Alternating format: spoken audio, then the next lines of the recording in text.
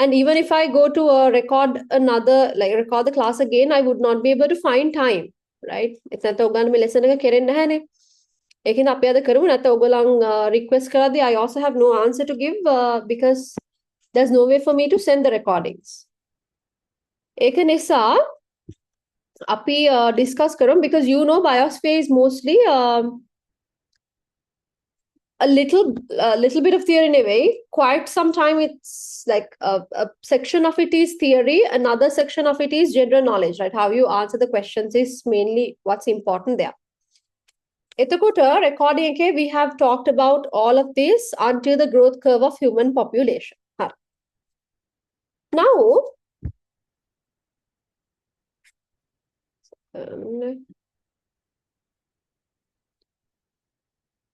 okay, all right. So biosphere lesson එක ගත්තොත් ළමයි there are a few parts, right? එකක් තමයි අපි මුලින්ම organizational levels කතා කරනවා, and in that we talked about individual, population, community, ecosystem, biosphere. Then we talked about the growth curve, right? Typical growth curve එකක් කොහොමද වැඩ කරන්නේ, and also human population එකේ growth curve එක it's different. It's a J shape. Why? Because we are at which phase are we ළමයි? Typical growth curve has 4 phases, no? ඒකේ මොන phase එකේද අපි ඉන්නේ?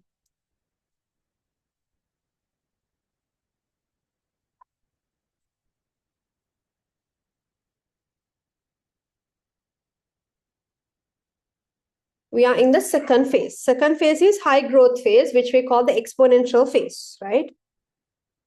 Now we talked about the reasons for the high growth of human population. Also, we said increase in the birth rate and decrease in the death rate. And how is that so? Because now the technology is developed, birth rate even sometimes if certain people cannot give birth because of any issue, there are like medical procedures to get it done. And also death rate again medical field improvements in the ගොඩක් ලෙඩවල් වලට cures තියෙනවා නේ. Cures and at least control කරන්න හරි විදි තියෙනවා. So because of that the death rate is low. එතකොට now mechanisms involving in the maintaining the equilibrium of ecosystems. Now ළමයි, this is the second part of it, right? මෙතන අපි කතා කරන්නේ what happens to, like what are the relationships between different organisms, okay? So there's something called food web, food chain, trophic level, home terms කීපයක් තියෙනවා.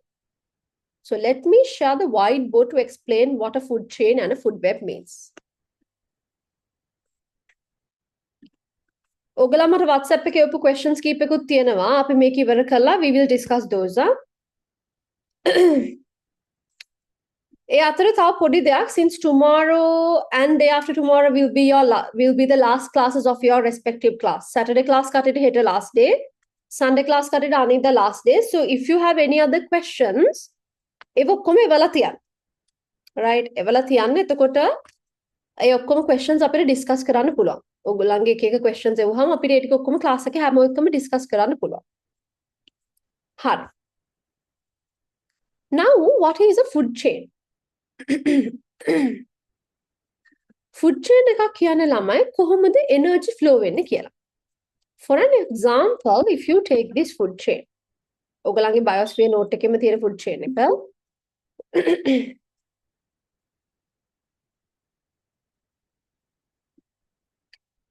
This is the producer. Producer is grass. So සාමාන්‍යයෙන් always a food chain starts with somebody which can feed others. Then මෙතන grass තමයි first level එක. එයාගෙන් තමයි food chain එක පටන් ගන්න. Then this is the second level, that is grasshopper. Grasshopper feeds on the grass and gets the nutrients from the grass. Then we have toad. Toad feeds on the grasshopper and gets the nutrients from there. Then cobra feeds on the toad and gets the nutrients from there. Hawk feeds on the cobra and gets the nutrients from there. එහෙම තමයි food chain එකක් හැදෙන්නේ. හැමලෙම එක තැනකින් පටන් ගන්නවා. ඊපස්සේ එයාව feed කරන තව කෙනෙක්, එයාව feed කරන තව කෙනෙක්. Likewise, organisms are feeding on the previous trophic level. Okay. එතකොට මේ food chain එක එක levels වලට අපි කියනවා trophic levels. These different levels in the food chain, we call them trophic levels, right?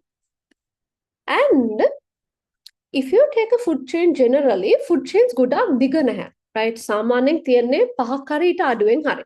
I will explain why that is so in the future. First of all, let's talk about the nutrition of each of these trophic level. Now, Lamai, when we talk about nutrition, we know some organisms are autotrophic. What is the meaning of autotrophic?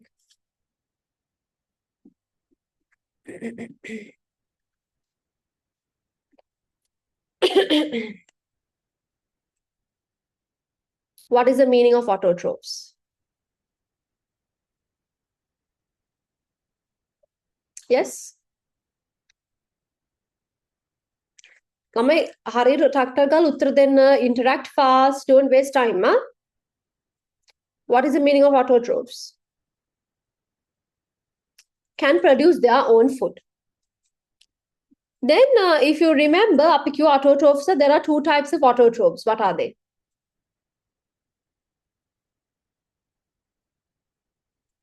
What are the two types of autotrophs?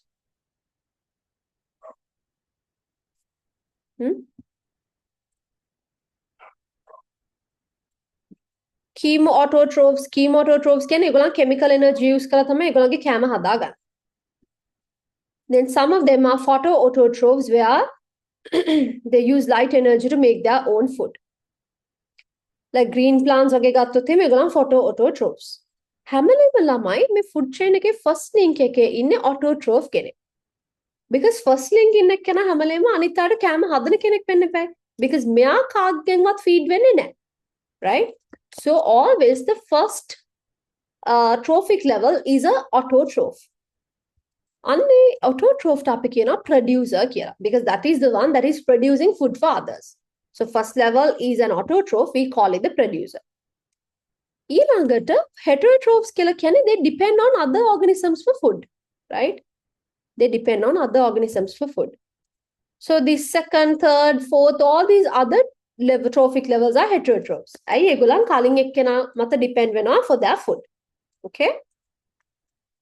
So, in a food chain, we also call the first level producer. Producer හැමලේම autotrophic. Second level එකට කියනවා primary consumer. එයා first level එක consume කරනවා. So primary consumer. Secondary consumer, tertiary consumer and quaternary consumer. Okay? And මේගොල්ලන් ඔක්කොම heterotrophs ලා. Heterotrophs ළමයි there can be two types. Omnivores වෙන්නත් පුළුවන්, carnivores වෙන්නත් පුළුවන්. Herbivores වෙන්නත් පුළුවන්. So, what is the meaning of herbivore? What is the meaning of herbivore? Herbivorous කියලා කියන්නේ. Quickly tell.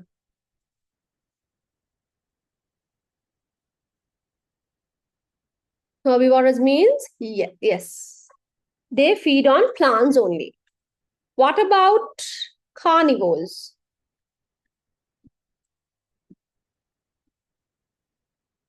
Only meat. Then omnivores.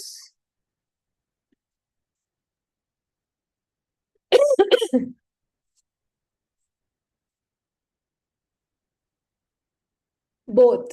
Plants and animals, both, yes. Plant food meat දෙකම feed කරන omnivores. So this is a food chain. Now grasshopper, grass කනවා, toad grasshopper කනවා. So toad කන්නේ grasshopper විතරක් නෙවෙයි. Toad වෙන වෙන සත්තුන්වත් කන්න පුළුවන්. Then if you take cobra does not only eat the toad but can consume other organisms as well. Then if you take the hawk does not only depend on cobra but other organisms too.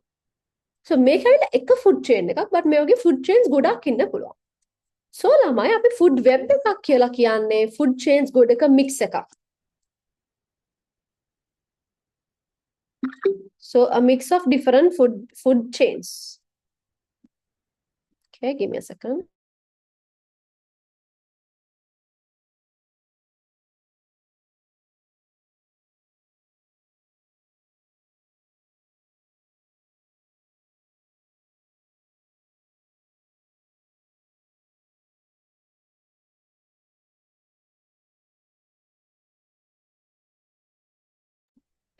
So food web එකක් කියලා කියන්නේ ළමයි food chains ගොඩක් mix වෙලා. බලන්න look at this one.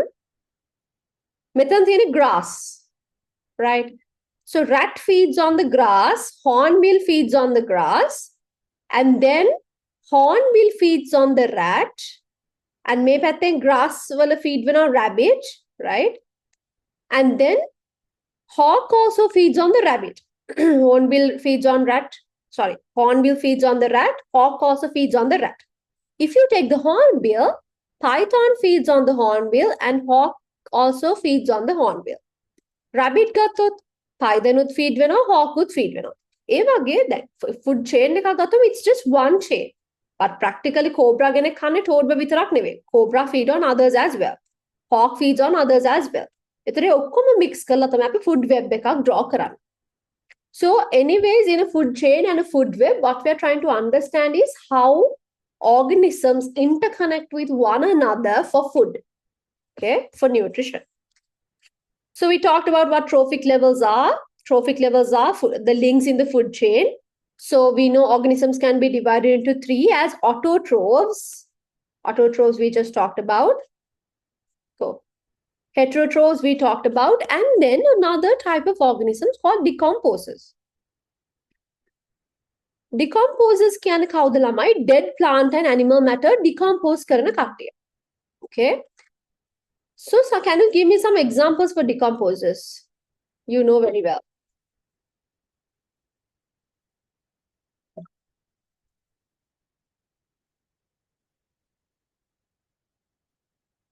Examples for decomposers. Saprophytes. And what are saprophytes? Saprophytes කියලා අපි කියන්නේ හැමලෙම bacteria and fungi. So always when it comes to decomposing dead organic matter, what are responsible are bacteria and fungi. Okay. So that is about food chains and food webs. Then we have something called ecological pyramids. Okay.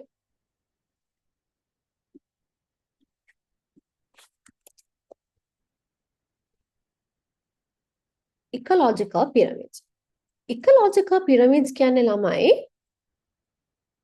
when it comes to different organisms and the number of organisms and the mass of organisms and the energies ඒ ඔක්කොම connect කරලා අපිට pyramids draw කරන්න පුළුවන්.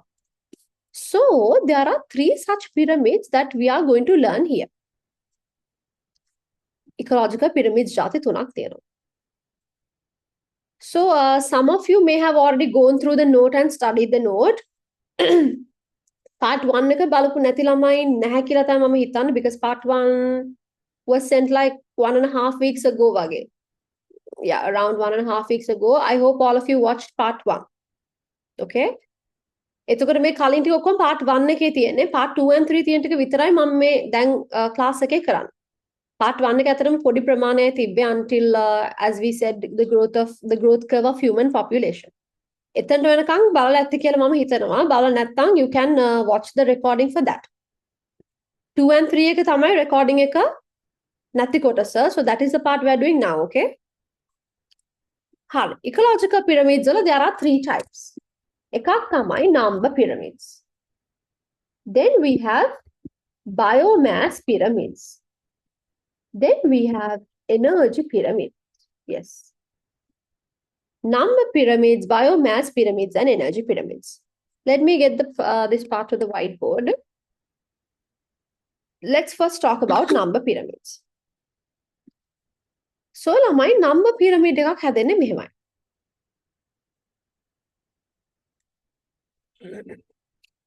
Number pyramid එකක් හැදෙන්නේ ඔයා food chain එකේ එක එක links අරගෙන ඒ links වල කොච්චර organisms ඉන්නවද කියලා බලලා ඒ organisms ගන්න තමයි pyramid එක හදන්නේ. Now, if you take a food chain like this, the producers are plants, primary consumer cricket. So crickets feed on the plants. Secondary consumer cockle, cockle feeds on the crickets. Tertiary consumer is hawk, hawk feeds on the cockle. මෙන්න මේ food chain එක ගත්තාම අපි මොකද කරන්නේ? අපි count කරලා බලනවා when it comes to that particular food chain, how many organisms are there? Okay? So, Samane, if you take plants, let's say there are 1,000 plants. So how many crickets feed on 1,000 plants? Roughly 200 crickets. Crickets la kiyane kawuda ara me? You know crickets, no? What do you call crickets in Sinhala? I have the word at the tip of my tongue. Crickets kiyane podda grasshopper wage organism කෙනෙක්, right? This is a cricket. For any of you who are curious, this is the cricket. මම recording එකේ ඔක්කොගෙන් pictures වෙන වෙනම පෙන්නනවා ගන්න cockle hawk, then it's easy for you to register in your head. මම දැන් cockle hawk හැමෝගෙම pictures පේන්න නැතුව මේ cricket ගේ picture එක පෙන්නුවේ මොකද ගොඩක් අය cricket වලට හරියට දන්නේ නැහැ. So this is what a cricket looks like. පොඩ grasshopper වගේම තමයි හැබැයි අර green color එක නැහැ යාගේ. green color තියෙන crickets එකක් ඉන්නවා. මේගොල්ලන්ට කියන්නේ what was the name? Rahaya. Rahaya, I think. Crickets are a single in Rahaya. But also there's another singular word for crickets. Crickets are among last batch class when I was teaching the same lesson. Rahaya was one of the words, and then Tavalame Tawachana kiwa. But then later, once I checked it, that was more suitable. I can't remember what word it was. But anyways, this is cricket, right? So they are like grasshoppers, they feed on plants. It's 200 crickets roughly feed on 1,000 plants. Plants වලට crickets ගන්න අඩුයි. Then 30 cockles roughly feed on 200 crickets. Cockles ගන්න crickets ගන්නට වඩා අඩුයි. Then 3 hawks feed on 30 cockles. Hawks ගන්න ඊට වඩා අඩුයි. So අපි numbers විදියට ගත්තොත් එහෙම යටම තමයි producers ගන්න දාන්නේ. Then primary consumers, secondary consumers, tertiary consumers and so on. So here numbers විදියට ගත්තාම එන්න උඩට යනකොට අඩු වෙනවා. මේ වගේ pyramid එකකට අපි කියනවා upright pyramid. This is called an upright pyramid. But what about this? This is another example. මේක එන්නේ මෙන්න මෙහෙම food chain එකක් තමයි තියෙන්නේ. So coconut tree එකට coconut beetles feed on coconut tree. Then on the body of coconut beetles there are insect parasites.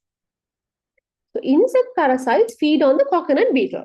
So this is a food chain. Okay. Coconut tree can feed when coconut beetles. Coconut beetles again feed when insect parasites. Insect parasites live on the body of coconut beetles. Hariyata nikan ticks la wage. You know, on the body of dogs and cats there are ticks. Mako, kinitullo. E wage thamai insect parasites at kiyan. එතකොට අපි ගත්තොත් මේ එක coconut tree එකක අපි හිතමු coconut beetles 8 දෙනෙක් ඉන්නවා කියලා. So there's one coconut tree and feeding on that one coconut tree are 8 coconut beetles. Feeding ඒගොල්ලන්ගේ ඒ coconut beetles ගේ body එක බැලුවම feeding on 8 coconut beetles are 23 insect parasites. So අපි දන්නවා හැම වෙලෙම pyramid එකක යටම අදින්නේ producers ලා, then primary consumers, then secondary consumers. Okay? So එතකොට producers are 1, primary consumers are 8 and secondary consumers are 23. So if you take this kind of a pyramid, it's upside down තමයි තියෙන්නේ. So we call it an inverted pyramid. Okay? So we call this an inverted pyramid. So this is an inverted number pyramid. Palagatia, that's right. That's the word. Palagatia is the word. Palagatia. Wait. Yeah, Palagatia තමයි. Grasshopper is තනකොළ පෙත්තනේ. Palagatia, but ගොඩක් වෙලාවට grasshopper ගේ term එක interchangeably use කරන සමහර grasshopper ට Palagatia කියලාත් කියනවා. But as far as මම එක පස්සේ හොයලා බැලුවම Palagatia is more suitable for cricket than Rahaya. Okay? Crickets වල ඇත්තටම subspecies ගොඩක් ඉන්නේ. ඔයගොල්ලන් එච්චර ඕනේ නැහැ. මම නිකන් කියන්නේ because මට මතකයි දැන් අපි recording එකේ මම කිව්වා crickets වල different species, ඒ කියන්නේ ඒ species එකේ පොඩි groups ඉන්නවා. සමහර crickets ඉන්නවා ඒගොල්ලන් ගොඩක් පොඩි. ඔයගොල්ලන් මතකද අපි waves lesson එකේ කතා කරා crickets they produce their own sound කියලා.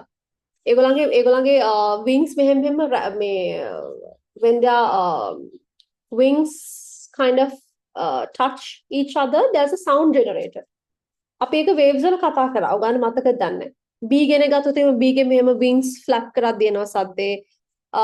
Crickets lage when the wings touch each other there's a sound generator. So okay, so if you take this number pyramid, it is an inverted pyramid. Up to that point, is it clear to all of you, lamai? ඔගන් දැන් ඔළුවේ තියාගන්න දැන් බයොස්ෆියර් lesson එක ඉතුරු ටික අපි කතා කරාට පස්සේ ඔගන් ආයේ බයොස්ෆියර් ලෙසන් එක බලන්න ඕනේ නැති වෙන විදිහට හොඳට අහගෙන ඉන්න. Right? So මේ අන්තිම කාලේ කොහොමද අහන් ඉන්න එක හොඳයි ඔයගලන්. So so ආයම පාඩම් කරන්න නැති වෙන තරමට හොඳ උනන්දුවෙන් අහන් ඉන්න. So you can answer questions, we can interact and we will discuss it fast. Okay. Then biomass pyramid.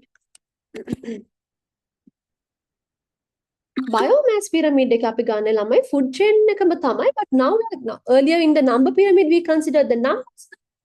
In the biomass pyramid we are considering the masses, grams per square meter per year. ඒ කියන්නේ දැන් හිතන්න we have a food chain where there are plants. මේ plants ඔක්කොගේම mass එක ගත්තොත් 12,000 grams per square meter. කියන්නේ එක square meter එක කොච්චර ඉන්නවද කියලා අපි ගන්න. ඒ 12,000 grams වලට feed වෙනවා 2,600 grams of herbivores. So ඒකෙන් feed වෙන herbivores වගේ mass එක 2,600. Then ඒකෙන් feed වෙන carnivores වගේ mass එක 195 grams. ඒගොල්ලන් මත feed වෙන tertiary consumers වගේ mass එක 20 grams. So එතකොට pyramid එක construct කරාම we can say the pyramid is like this. So it is an upright pyramid. Do you think a biomass pyramid can be inverted too? දැන් මෙතන number pyramid එකේ නම් upright වෙනම හිටියා, inverted pyramid එකක් වෙනම තිබ්බා. Biomass pyramid එකේ do you think inverted pyramids are there?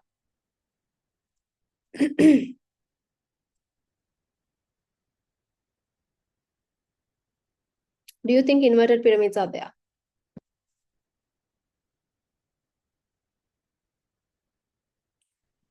Actually, Lama, inverted pyramids are there.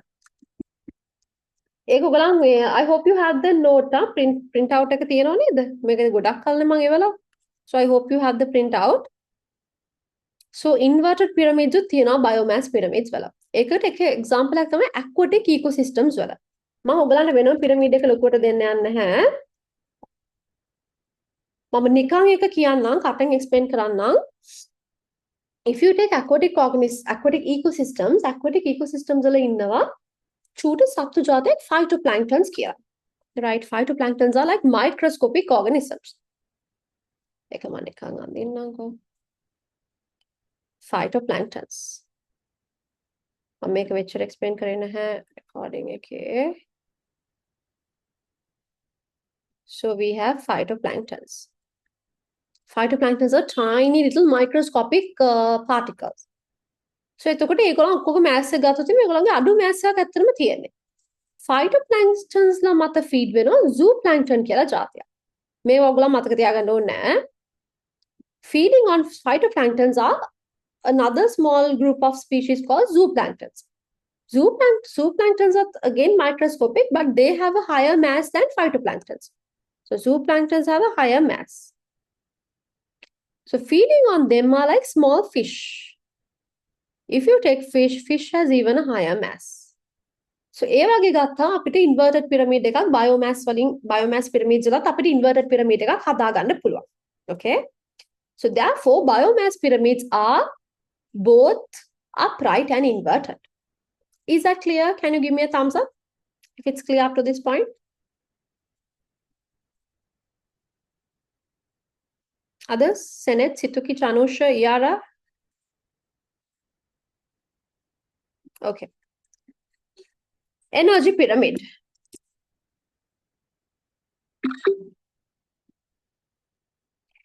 Energy pyramid තමයි මෙන්න මෙහෙම එකක් තමයි වෙන්නේ.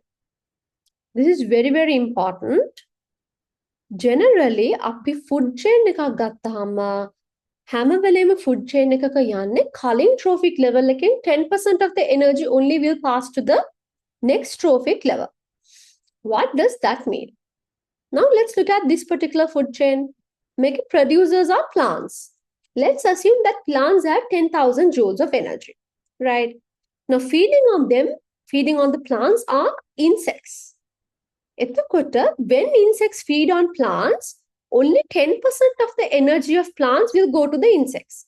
So if the plants have 10,000 joules of energy, insects will have 1,000 joules of energy. I make it 10%. 10,000 only 10% can 1,000 joules.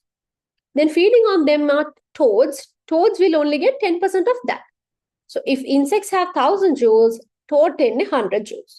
Then feeding on them are hawks, එතකොට ඒගොල්ලන්ට යන එකෙන් 10% which is 10 joules. ඒක හින්දා ළමයි හැම වෙලේම energy pyramids are upright pyramids. So ඒක ඔයගොල්ලන් star එකක් දාලා ලියාගත්තත් කමක් නැහැ. Energy pyramids are always upright. I කවදාවත් ඊළඟ trophic level එකට කලින් එකට වඩා energy වැඩියෙන් යන්න විදියක් නැහැ. Because කලින් energy level එකට වඩා හැම වෙලේම 10% විතරයි ඊළඟ එකට යන්නේ. So මම මේක මෙහෙම ලිව්වොත් so plants වලින් feed වෙනවා insects වලින් feed වෙනවා toad වලින් feed වෙනවා කවුද hawk. So එතකොට මෙයාගේ energy එක 10,000 joules නම් ඒකෙන් 10% කියන්නේ 1000 joules. ඒකෙන් 10% කියන්නේ 100 joules. ඒකෙන් 10% කියන්නේ 10 joules. එතකොට දැන් hawk ගෙන් පස්සේ link එකක් ආවොත් මොකද වෙන්නේ? Hawk ගෙන් let's say there's another organism called X feeding on the hawk. එතකොට යාට කොච්චර energy යනවද?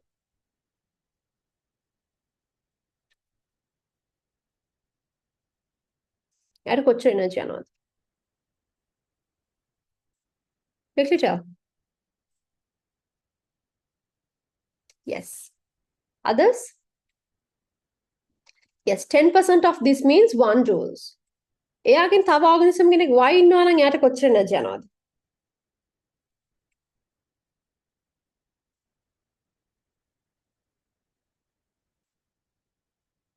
0.1 joules. So the problem is ළමයි උඩට යන්න උඩම කට්ටියට එන energies අඩුයි. Right? ඒ කියන්නේ එක food chain එකකින් එන energy එක අඩුයි යාට. That is why actually food chains don't have more than 5 links. සාමාන්‍ය 5 links වලට වඩා වැඩියෙන් links තියෙන්නේ නැහැ food chains වල because එන්නේ උඩට යනකොට energy අඩුයිනේ. එතකොට let's say hawk so let's say there's an organism X feeding on hawk ඊට පස්සේ තව එක්කෙනෙක් X මත feed වුණාට වැඩක් නැහැ මොකද ගොඩක් අඩුවෙන් තමයි energy එන්නේ. So it's pointless. So ගොඩක් දුරට එහෙම වෙන්නේ නැහැ. If you take a food chain generally there is maximum 5 links. නැත්නම් 3 4 වගේ තමයි තියෙන්නේ maximum is 5 links. Okay? So if you take make MCQs වල අහනවා number pyramids can be upright or inverted, biomass pyramids can be upright or inverted, but energy pyramids are always upright only because only 10% of the energy passes to the next trophic level. Okay. Let's move on to the next part of the note. දැන් එතකොට අපි ගත්තොත් එහෙම organism කෙනෙක්. Okay. Okay, first part එක මම මේකට දැම්මේ නෑ අර photosynthesis reaction එක තියෙන්නේ අරකයට. Anyhow, if you take an organism, okay. අපි ගමු now green මෙන් plants තියෙනවා. So plants have 10,000 joules. So where do plants get this energy? Energy එන්න කලින් මුලින්ම ළමයි you know plants ගත්තොත් එහෙම plants do photosynthesis, right? Photosynthesis වලදී can somebody tell me what is the energy transformation? What is the energy transformation in photosynthesis?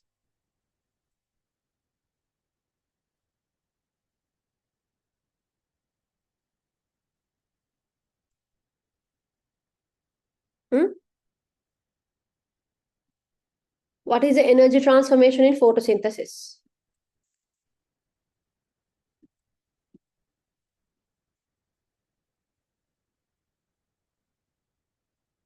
Sunlight එනවා, so light energy is converted to what?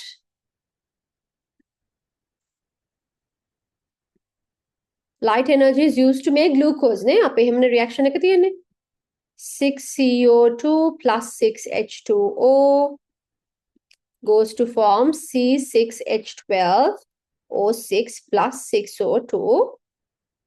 This is with the light energy තියෙනවා මෙතන chlorophyll. This is the photosynthesis reaction. So their light energy is used to make chemical energy. Glucose ne hadanne ne.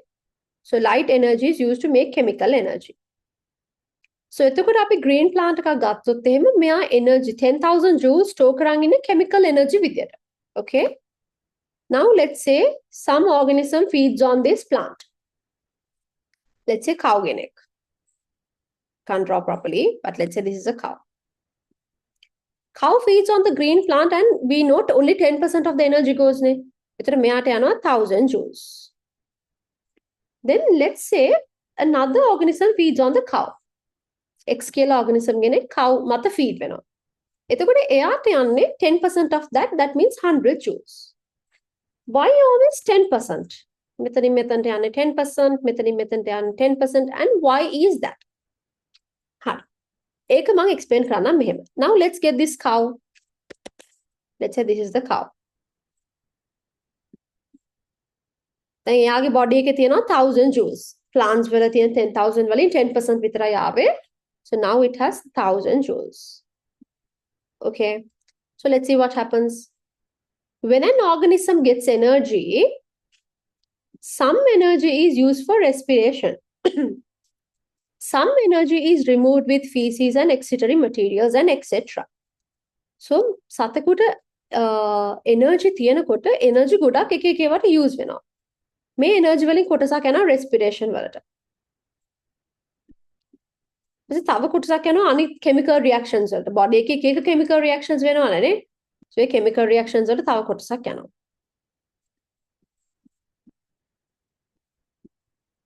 ඊට තව කොටසක් feces එක release වෙනවා. ඔහොම එක එක ඒවාට spend වෙලා අන්තිමට මෙයාගේ ඉතුරු වෙන්නේ 10% විතරයි. So after that the remaining amount.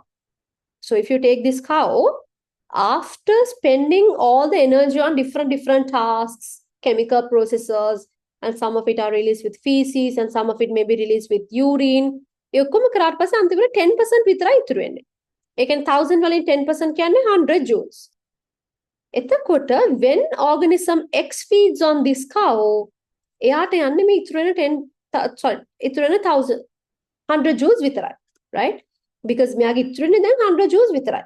If you take the cow, it has 1000 joules, but out of that 1000 joules, so many energy is spent on so many different tasks and only 10% is remaining. So 100 joules විතරයි ඉතුරු වෙන්නේ. So when the X feeds on the cow, only that 100 joules will be passed on to the next trophic level. So only 10% of energy will remain stored in body tissues. This 10% will only transfer to the next trophic level. Is it clear to you, Lamai? Give me a thumbs up.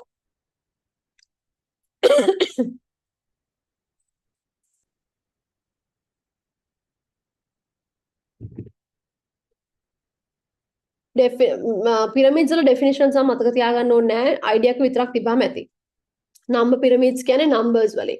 ඒතර ඒකේ upright තියෙනවා inverted තියෙනවා. biomass pyramids ගත්තාම mass එක. again upright තියෙනවා inverted තියෙනවා. Energy ගත්තොත් only the energy, it's always upright because 10% of the energy only transfer to the next trophic level. ඒ ටික මතක තියාගත්තා නම් හොඳටම ඇති.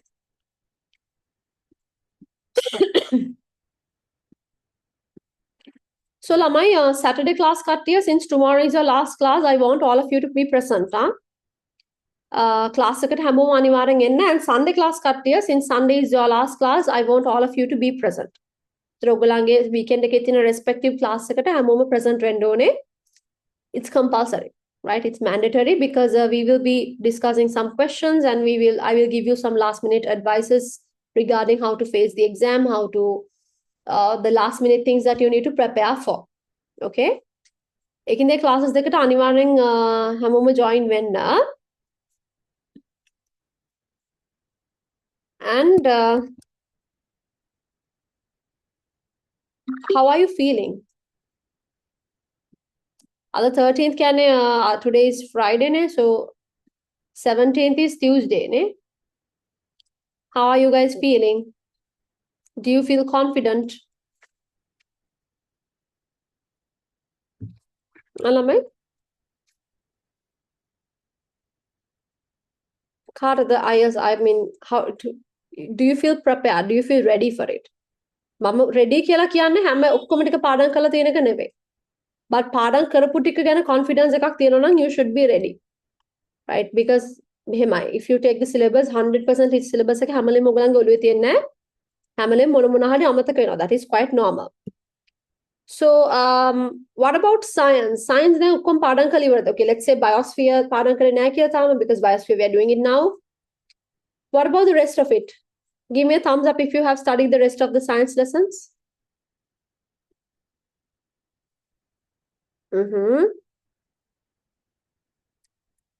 Okay.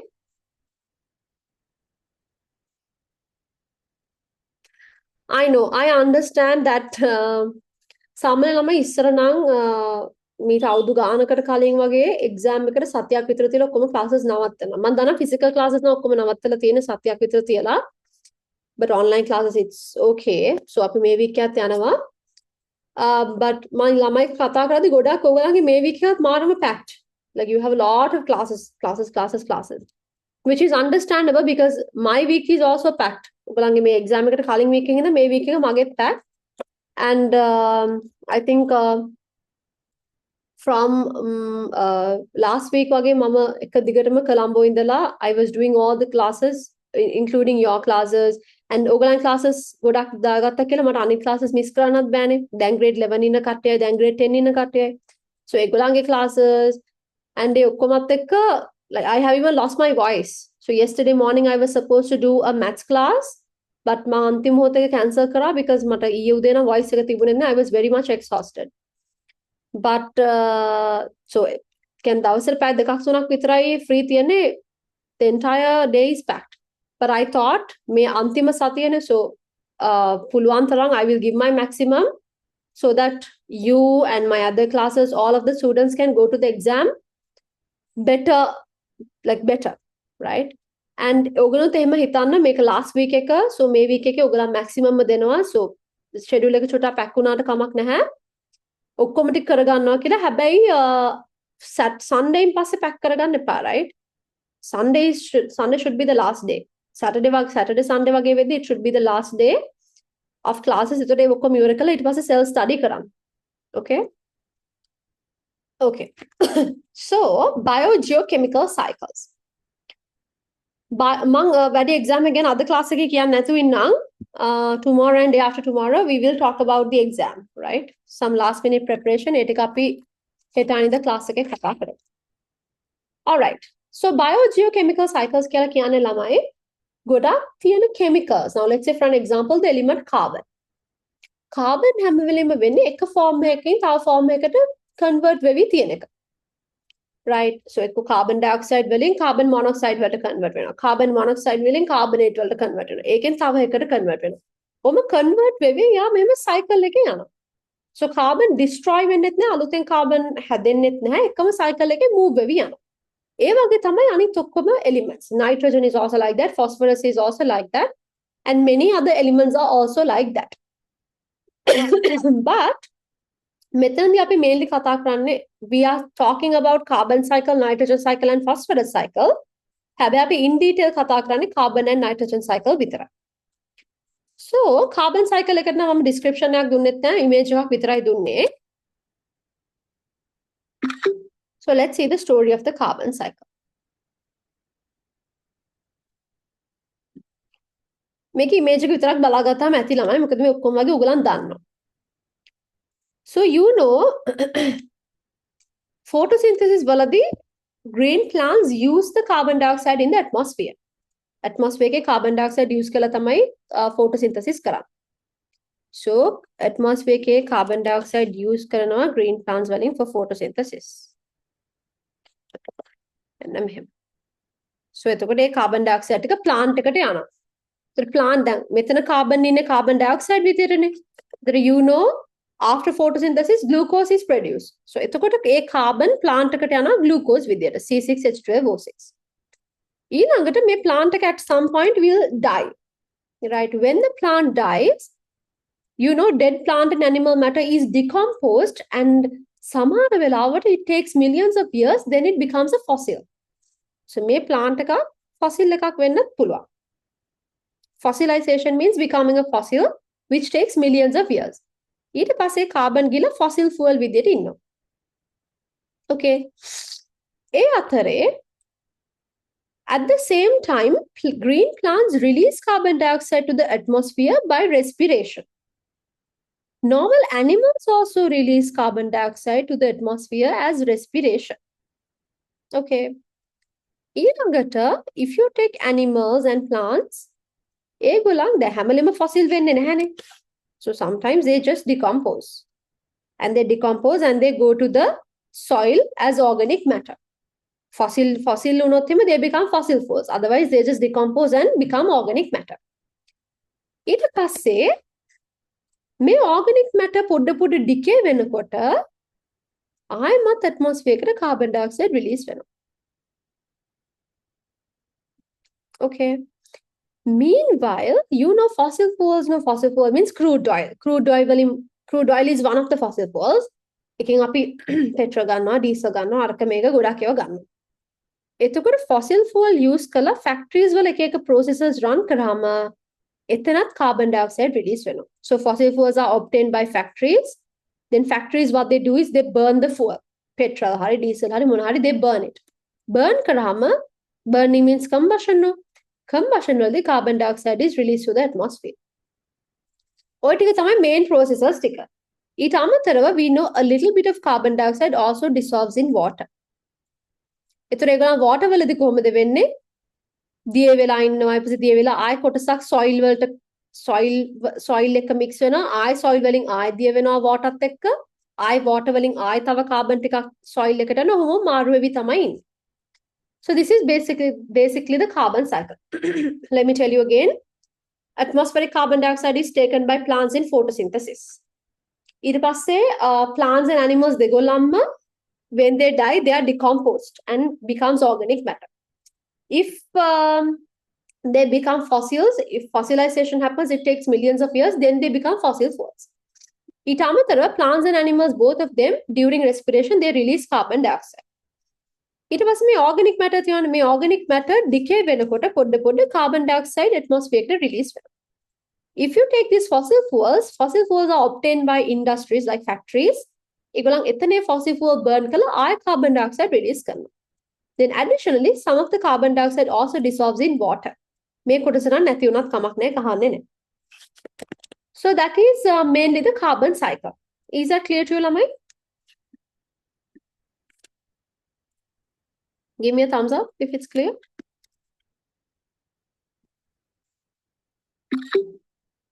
Situki, you had sent a question, no? A question that we discuss කරමු. අද අපි try කරමු. Let's try our best, but if not, we will discuss it tomorrow. හෙටාන්ගේ දවස් දෙකේ අනිත් අයත් ඔයගලන් තියෙන doubts ආරම්භය ඔක්කොම එවලා තියන්න. Supportive paper එකේ marking scheme එක මම දෙවන්නම් ඔයගලන්ට. Ministry of Education එකේ supportive paper එක මම ඔයගලන්ට දැම්මත්ද කියලා මට මතක නැහැ group එකේ. I will check. ඒකේ marking scheme එක මම දෙවන්නම්. Okay. Nitrogen cycle එක වෙන්නේ මෙහෙමයි. So atmosphere එකේ nitrogen ඉන්නවා. So atmosphere එකේ nitrogen එක එක වට convert වෙනවා. ඒ convert වෙන විදි තුනක් තියෙනවා. One is biological fixation. Then we have atmospheric fixation and we have industrial fixation. Let's see what happens in biological fixation. Here atmospheric nitrogen is converted to ammonia. මේ තියෙන්නේ.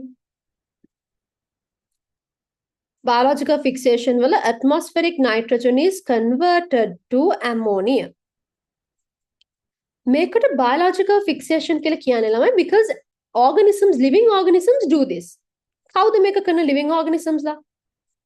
This is done by one form of bacteria called azotobacter. මේ bacteria එක soil එකේ ඉන්න bacteria එකක්. Its name is azotobacter. Then there's another bacteria called rhizobium. එයා ඉන්නේ leguminous plants වල roots වල. Leguminous plants are mostly fibrous plants. If fibrous plants වල root වල ඉන්නවා bacteria එකක්, it's called rhizobium. So these bacteria, azotobacter and rhizobium only together convert atmospheric nitrogen to ammonia. Okay, so that is biological fixation. Then atmospheric fixation කියලා කියන්නේ atmospheric nitrogen is converted to NO, which is nitric oxide, and NO2, which is nitrogen dioxide. Right? Atmospheric nitrogen is converted to NO and NO2. This is done during lightning ළමයි. Lightning can a natural process එකක්. ඒතර ඒ natural process එකේ තමයි මේක වෙන්නේ. So here we can see atmospheric fixation වලදී NO and NO2 වලට convert වෙනවා. Like this.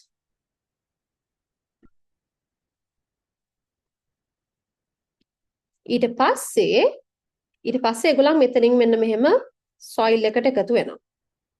Okay. That is මේ කොටස මෙතන ගන්න atmospheric fixation. Then another level of fixing atmospheric nitrogen is industrial fixation, where atmospheric nitrogen is converted to NO3 minus. NO3 minus කියන්නේ nitrate, right? මේක වෙන්නේ during industrial production of chemical fertilizers. Industries වල ළමයි chemical fertilizers හැදෙද්දී මෙන්න මේ process එක වෙනවා. So that is this. Industrial fixation වල මොකද වෙන්නේ? Nitrogen is converted to ammonia. Sorry, nitrate, NO3.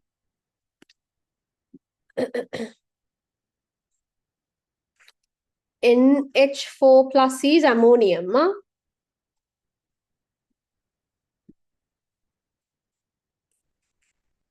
NO3 minus is nitrate. එතකොට so ඔය ටික තමයි mainlyම වෙන්නේ. Where atmospheric nitrogen is converted to different forms. Atmospheric nitrogen is converted to NH4 plus by azotobacter and rhizobium. It's converted to NO and NO2 during lighting, that is atmospheric fixation. It's converted to nitrate, NO3 minus during industrial production of chemical fertilizers. ඊළඟට වෙන මොනවද වෙන්නේ බලන්න. Ammonium compounds are converted to nitrites by nitrosomonas කියන bacteria එක. ඒ කියන්නේ දැන් මෙතන this is ammonium no NH4 plus. That is converted to NO2 minus. NO2 minus කියන්නේ nitrites. So here NO3 minus is nitrate, NO2 minus is nitrite. එතකොට ammonium is converted to nitrite by a bacteria called nitrosomonas. Okay. Then nitrites are converted to nitrates by a bacteria called nitrobacter.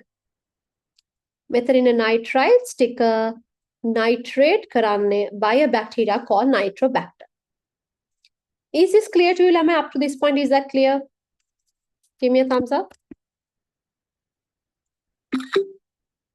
Okay. Others? Batula, Senet, Situki.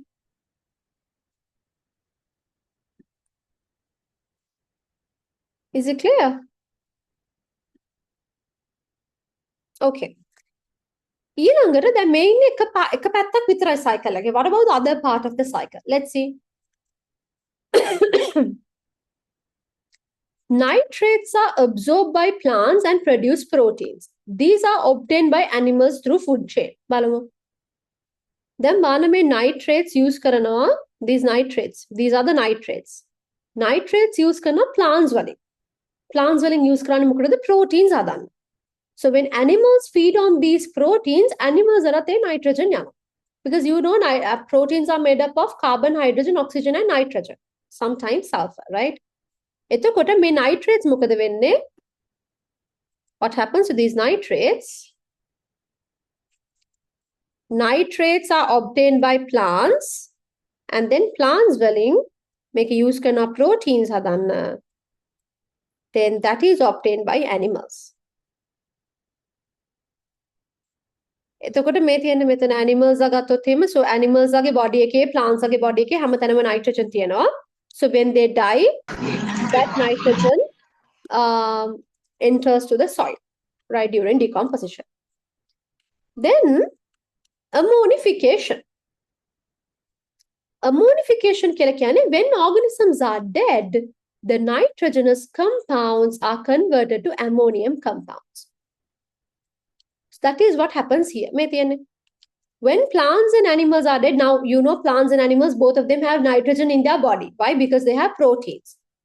So what happens is that the nitrogen in their body is converted to ammonia. On a process එකට තමයි අපි කියන්නේ ammonification කියලා. Ammonification is the nitrogen in the dead plant and animal matter converting to NH4 plus. That is ammonification. ඊළඟට there's another part. Nitrates are converted to atmospheric nitrogen by pseudomonas and thiobacillus. ඒ කියන්නේ මොකක්ද?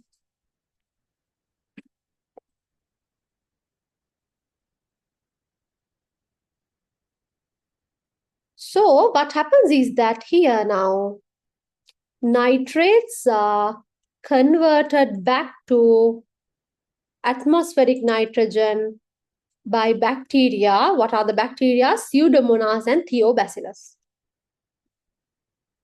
මේ bacteria වල නම් වෙනම ලියන්නේ නැහැ but MCQs වල නම් අහන්න පුළුවන්. ලියන්න එන chance එක ගොඩක් අඩුයි. සමහරට options වගේ දීලා ඔයගොල්ලෝ fill in the blanks කරන්න වගේ එන්න පුළුවන්. But otherwise mostly they will give it for MCQs. So nitrogen cycle එකේ මෙච්චරයි මතක තියාගන්න ඕනේ. Biological fixation වල atmospheric nitrogen is converted to ammonium. That is done by Azotobacter කියන බැක්ටීරියා එකයි rhizobium කියන බැක්ටීරියා එකයි. Atmospheric fixation වල atmospheric nitrogen is converted to NO and NO2 by lightning. Industrial fixation වල atmospheric nitrogen is converted straight to NO3 minus, which is nitrate, when chemical fertilizers are made. ඊළඟට nitrates are absorbed by plants and they make proteins, and in a proteins animals ලාට යනවා. එතකොට animals ලාගේ plants ලාගේ දෙන්නගෙන් bodies වල nitrogen තියෙනවා in the form of proteins. So when they die, the dead remains ඒගොල්ලන්ගේ තියෙන nitrogen ටික ammonium වෙනවා by a process called ammonification. Okay. ඒ අතරේ මෙතන ammonium compounds nitrite වෙනවා by a bacteria called nitrosomonas. Nitrates වෙනවා by a bacteria called nitrobacter.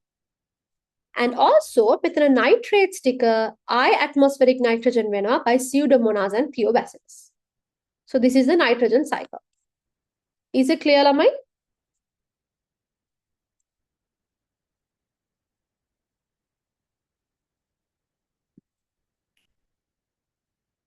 Okay.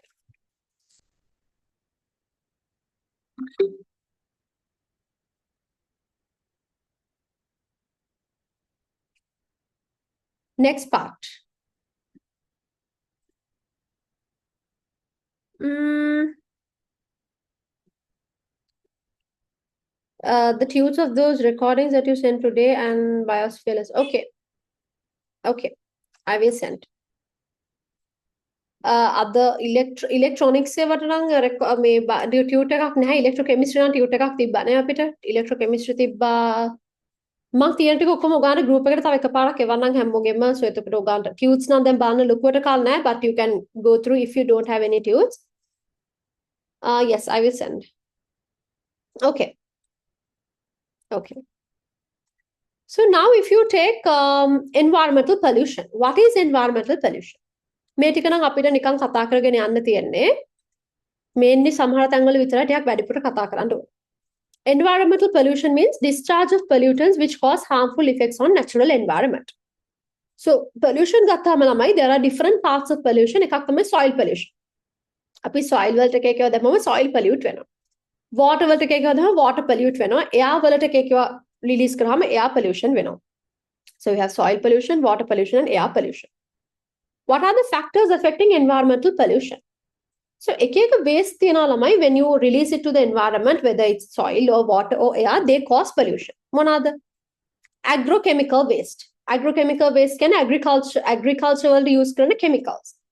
Industrial waste, greenhouse gases, heavy metals, particulate matter, domestic waste, electronic waste and nuclear waste. So we will be talking about each and every one of these. Let's look at agrochemicals. Agrochemicals are used in agricultural chemicals with it, right? So that could be like fertilizers, pesticides. Pesticides, there's like weedicide, fungicide, and insecticide. So main examples for agrochemicals එකක් තමයි chemical fertilizers. අනිත් එක තමයි pesticides. Pesticides කියලා කියන්නේ ළමයි ඔය නාශක. නාශක කියලා සිංහලෙන් කියන්නේ. So එතකොට වල් නාශක වෙන්න පුළුවන්. ඒ කියන්නේ weeds destroy කරන්න we use weedicides. Insects destroy කරන්න we use insecticides. Fungi destroy කරන්න we use fungicides. මේ ඔක්කොටම commonly අපි කියනවා pesticides කියලා. So agrochemicals,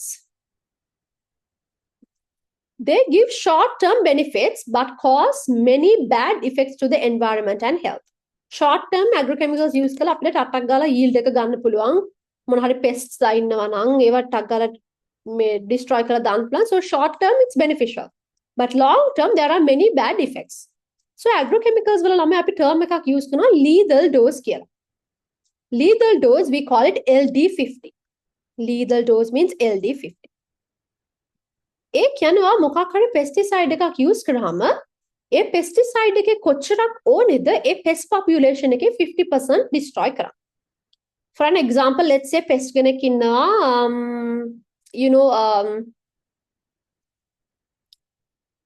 let's say අපි ගමු අර සේනාදලබුවා කියලා හිටිය pest කෙනෙක් එක කාලයක් that was like quite some even now සේනාදලබුවා is there but at a certain point it was a huge problem right so සේනාදල let's say X කියලා pest කෙනෙක් ඉන්නවා කියලා so මේ pest ගිහිලා paddy cultivation එකට affect කරනවා affects the paddy cultivation and destroys the paddy cultivation so අපි මොකද කරන්නේ අපි මේ X කියන කෙනාව destroy කරලා දාන්න ඕනේ X කියන pest එක destroy කරලා දාන්න ඕනේ so ඒකට මම pesticide එකක් ගේනවා pesticide එක ගාලා මම ඒක ගහනවා either I spray it or I put it or whatever එතකොට X population එකක් ඉන්නවනේ ළමයි so X is a pest and there is a population මට මේ pesticide එකෙන් කොච්චරක් ඕනේද මේ X කියන population එකේ 50% destroy කරන්න හිතන්න X ගේ ඉන්නවා කියලා 1000 organisms ලා affecting the paddy cultivation එතනින් 500 organisms of destroy කරන්න මට කොච්චර pesticides ඕනේද that is the lethal dose lethal dose is the dose of pesticide needed to kill 50% of a population of the particular pest species so ගොඩාක් අපි chemicals use කරනවා ළමයි agriculture වලට in 2014 there was a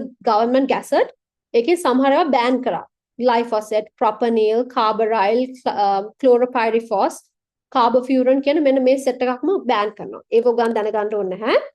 මෙතන ඔයගන් දැනගන්න ඕනේ මෙච්චරයි. Agrochemicals කියන්නේ agriculture වලට use කරන chemicals. Examples chemical fertilizers, pesticides. Pesticides can be weedicides, fungicides and insecticides. Lethal dose කියන්නේ මොකක් හරි pesticide එකේ කොච්චර dose එකක් ඕනේද ඒ pest population එකේ 50% destroy කරන්න. That is a lethal dose. ඒ දෙක මතක තියාගත්තා නම් හොඳටම ඇති. Is it clear ළමයි? Is it clear? Give me a thumbs up.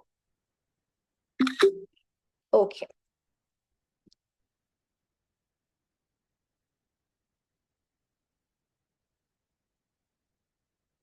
Okay. Then industrial effluent. So industry is very marma within a waste release in our environment, right? So let's see what they are. Ekak tamai hydrocarbons.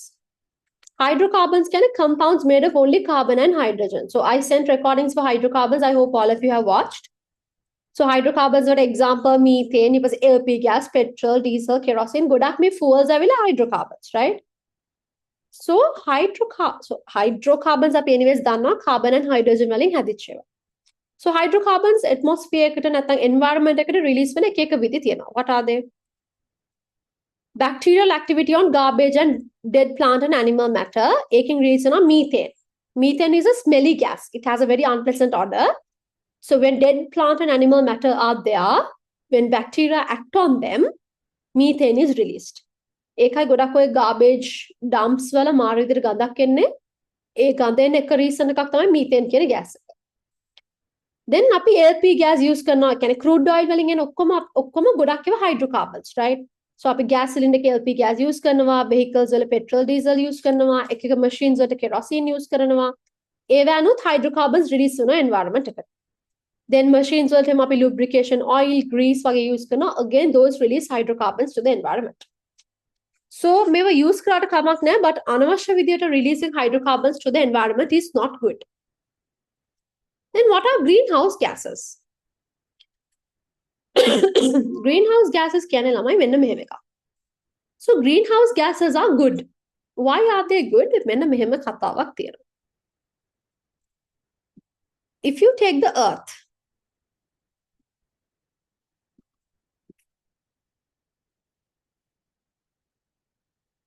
මේ තියෙන atmosphere එක.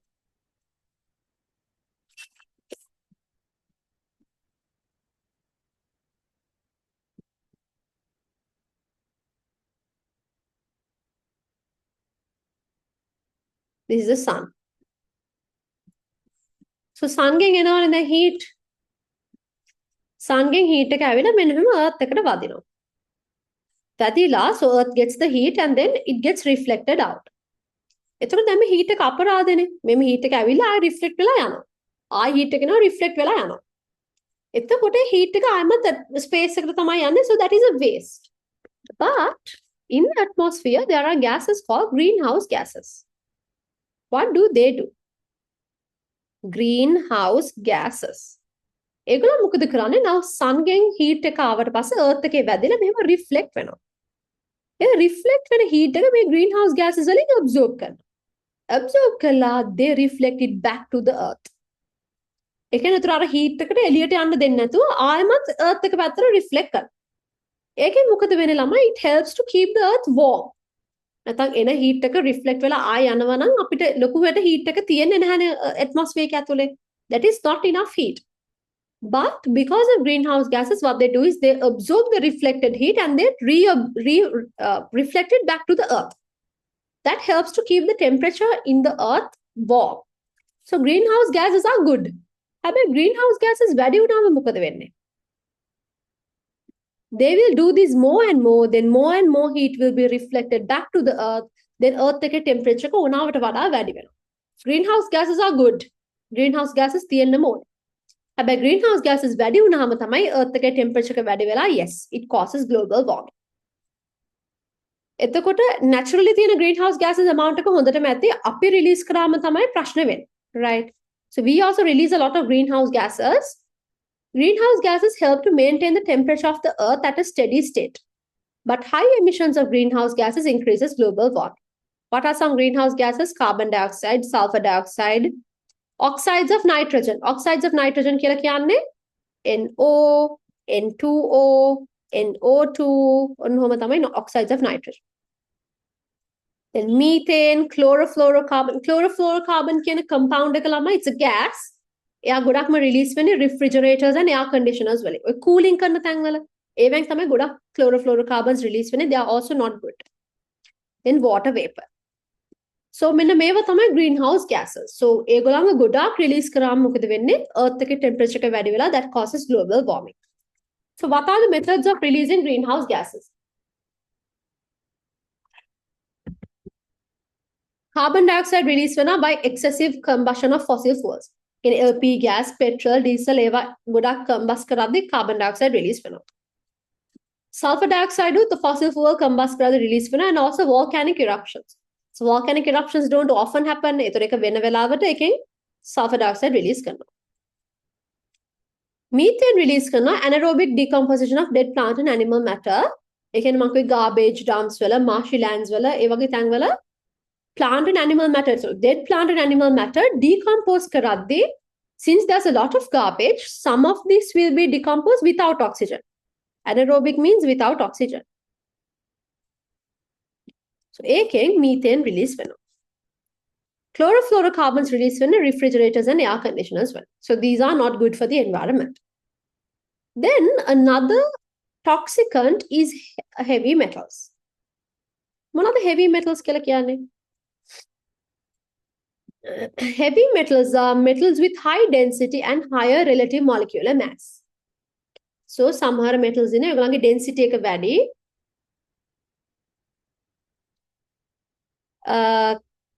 In chlorofluorocarbons, is it carbon and fluorine the constant? No. Actually, chlorofluorocarbons have the chloro means chlorine, fluoro means fluorine, and carbon means carbon. So chlorofluorocarbons have the chlorine, fluorine, and carbon. All three of them. Okay. Okay. So heavy metals can be metals with high density and high relative molecular mass. What are some examples? Mercury, arsenic, chromium, cadmium, lead, copper, manganese, zinc. These are some examples for heavy metals. Heavy metals පොඩ්ඩක් environment එකේ තිබ්බට කමක් නැහැ, but ගොඩක් තියෙන එක it's not good, right?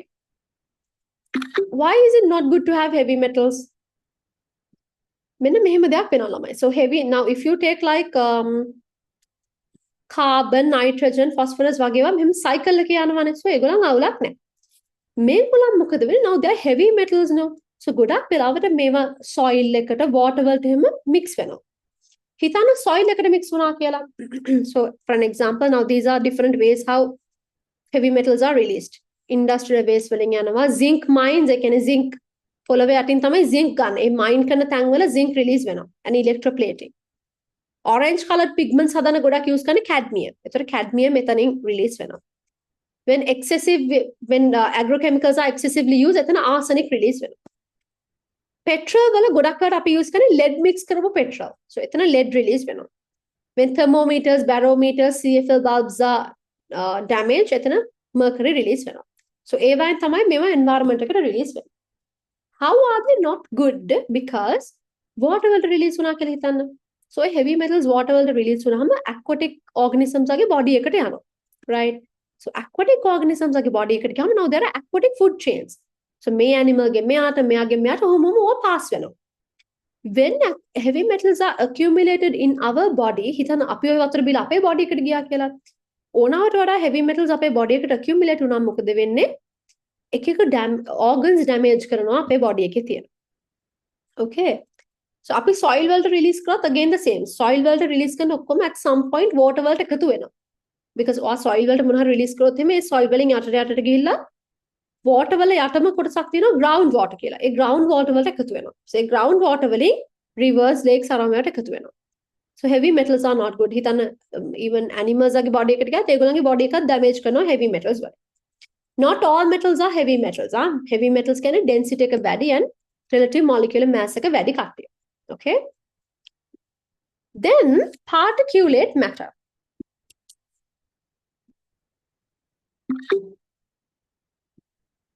Particulate matter කියන්නේ ළමයි සමහර waste තියෙනවා ඒවා particles with මේ ඔක්කොම heavy metals අපේ body එකට enter වෙනවා.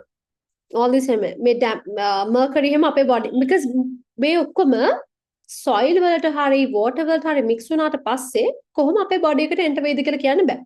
අපි කන කැම වලින් එන්න පුළුවන්, අපි බොන වතුර වලින් එන්න පුළුවන්. So මේ ඕනම එකක් අපේ body එකට enter වෙන්න තියෙන chance එකක් තියෙනවා. Okay? So all of these are possible. Give me a second. Let me plug my laptop to the charger.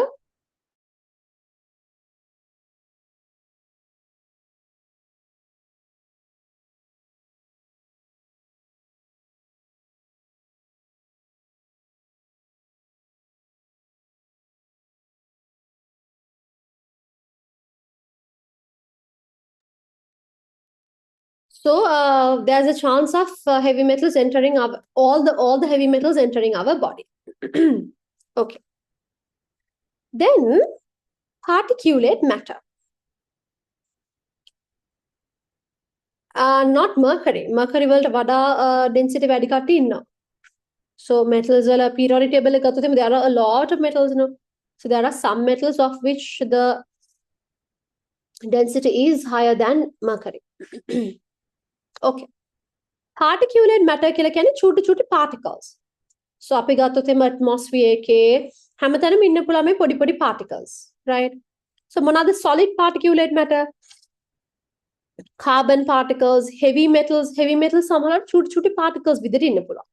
Ash කියන්නේ අලු, dust, asbestos මේව ඔක්කොම මේ atmosphere එකේ ඉන්න පුළුවන් චූටි solid particles. මේවත් හොඳ නෑ ළමයි. මේව ගියාම සත්තුන්ගේ ඇඟට යනවා. අපේ body එකට යනවා. So if you take our body අපේ respiratory system එකට එහෙම මේ asbestos, dust එහෙම ගියාම එක diseases හැදෙනවා. Dust වගේ වෙයි එක allergies වල asthma එහෙම හැදෙන්න පුළුවන්. Asbestos වලින් asbestosis කියන ලෙඩේ හැදෙන්න පුළුවන්. I hope you remember. Silicon වලත් silicon පොඩි particles දෙන even silicosis හැදෙන්න පුළුවන්. So ඒ වගේ එක ලෙඩ හැදෙන්න පුළුවන්. Liquid particulate matter are water droplets, liquid organic particles and mercury droplets. Water droplets are water droplets are anyways not a problem, but there's liquid organic particles. Liquid organic particles like kerosene. Kerosene is a liquid, no, and it's an organic compound. Petrol, diesel, petrol and diesel normally is there, but eve choti had to paint the microscopic liquid particles atmosphere in the mercury droplets can be there, so they are also not good. Okay. Then another toxicant we are going to be talking about is sulfur dioxide. Sulfur dioxide is a colorless gas, so you can't see the gas, but it has a very bad smell. This smell like sulfur dioxide identify. කොහොමද sulfur dioxide release වෙන්නේ? When using coal as a fuel. ගල් අඟුරු කියන්නේ අපේ ලංකාවේ තියෙන coal fired power plant එකක්, coal power plant එකක් නේ ගල් අඟුරු බලාගාරය. ඒතර එතන coal fuel එකක් විදිහට use කරන. ඒතර sulfur dioxide release වෙනවා. Petroleum products are petrol, diesel, all of that. ඒවා combust කරද්දී. දැන් vehicles වල වෙන්නේ petrol, diesel burn වෙනවා. එතකොට sulfur dioxide release වෙනවා. Vulcanized rubber. Remember අපි කතා කරා hydrocarbons වල vulcanized rubber means rubber වලට මැද sulfur වලින් links දාලා ඒතර vulcanized rubber වලින් ගොඩක් දාලා අපි tires එහෙම හදනවා. So සමහර පැත්තවල tire පුච්චනනේ tire පුච්චුවා තියෙන ගඳක් එනවා නේද ළමයි? Do you remember, have you experienced that when burning tires you get that very bad smell? That is mostly sulfur dioxide. Then bacterial activity on organic matter and volcanic eruptions. So all of these can release sulfur dioxide. Then oxides of nitrogen. So nitrogen will oxides කිව්වම මේ NOx කියලා දාගෙන oxygen ඕන තරමක් තියෙනවා. So NO means oxygen එකයි. NO2. So ඔයගේ oxides of nitrogen are that. So that could, nitrogen oxygen එක එක විදිහට combine වෙන්න පුළුවන්. So oxides of nitrogen කොහොමද release වෙන්නේ during lightning එකක්. ඒක නම් කමක් නැහැ because it's natural.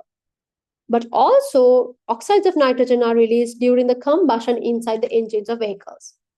අපේ vehicles වල vehicle engines වලින් හැමලෙම nitrogen වල එක එක oxides release වෙනවා. And that's not good. So we are going to be talking about acid rain. Acid rain is very important. ඔගන්න ගොඩක් වෙලාවට questions අහනවා biosphere වල acid rains වලින්.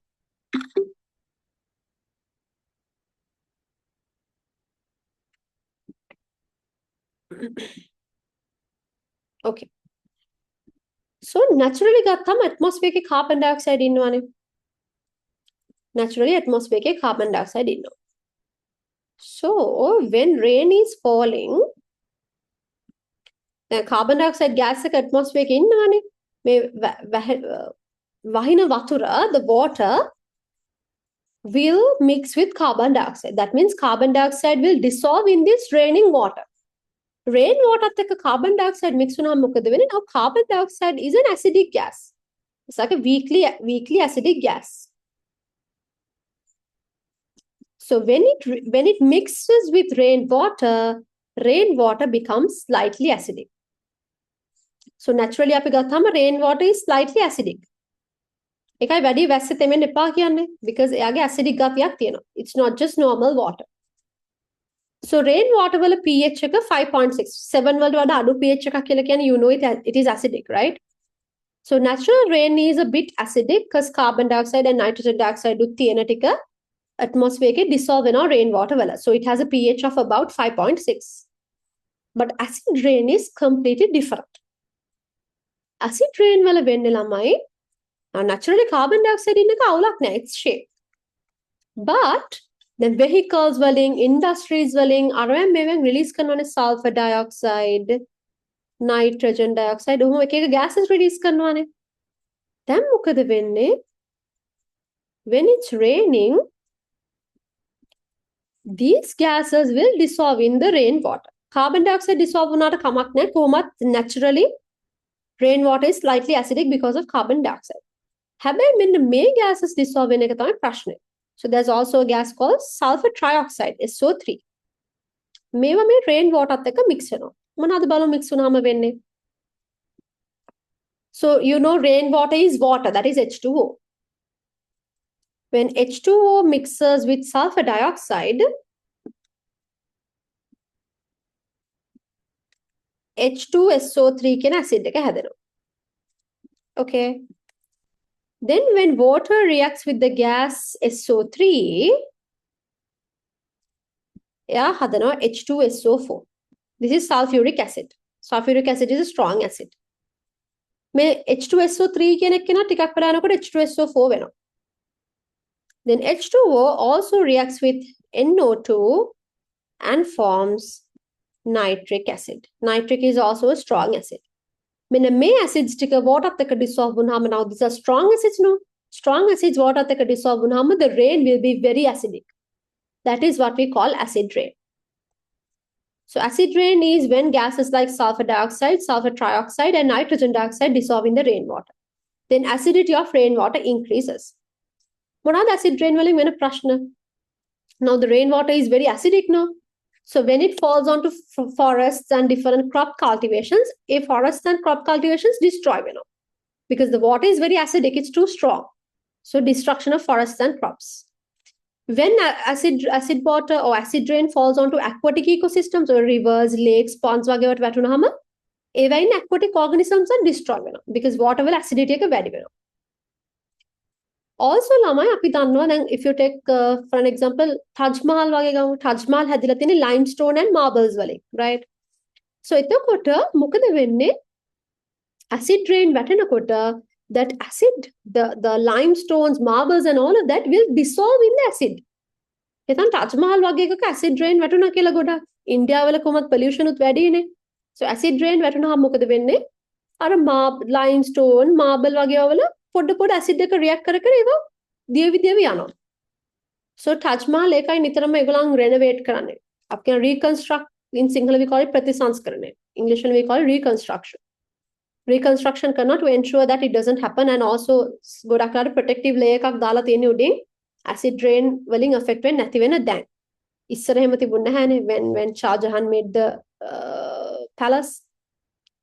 ඒතර ඒ විතරක් නෙවෙයි අනිත් limestone වලින් හදා තියෙන constructions ඔක්කොම destroy වෙනවා when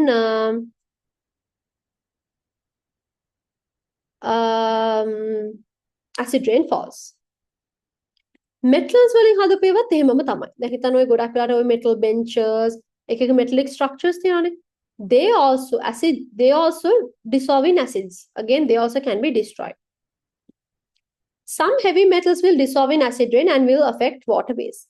Now, heavy metals can those heavy metals can also dissolve in acid rain, and that will also again pollute the water and water up a body prashnak.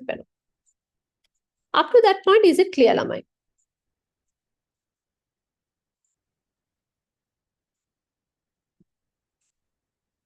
Okay.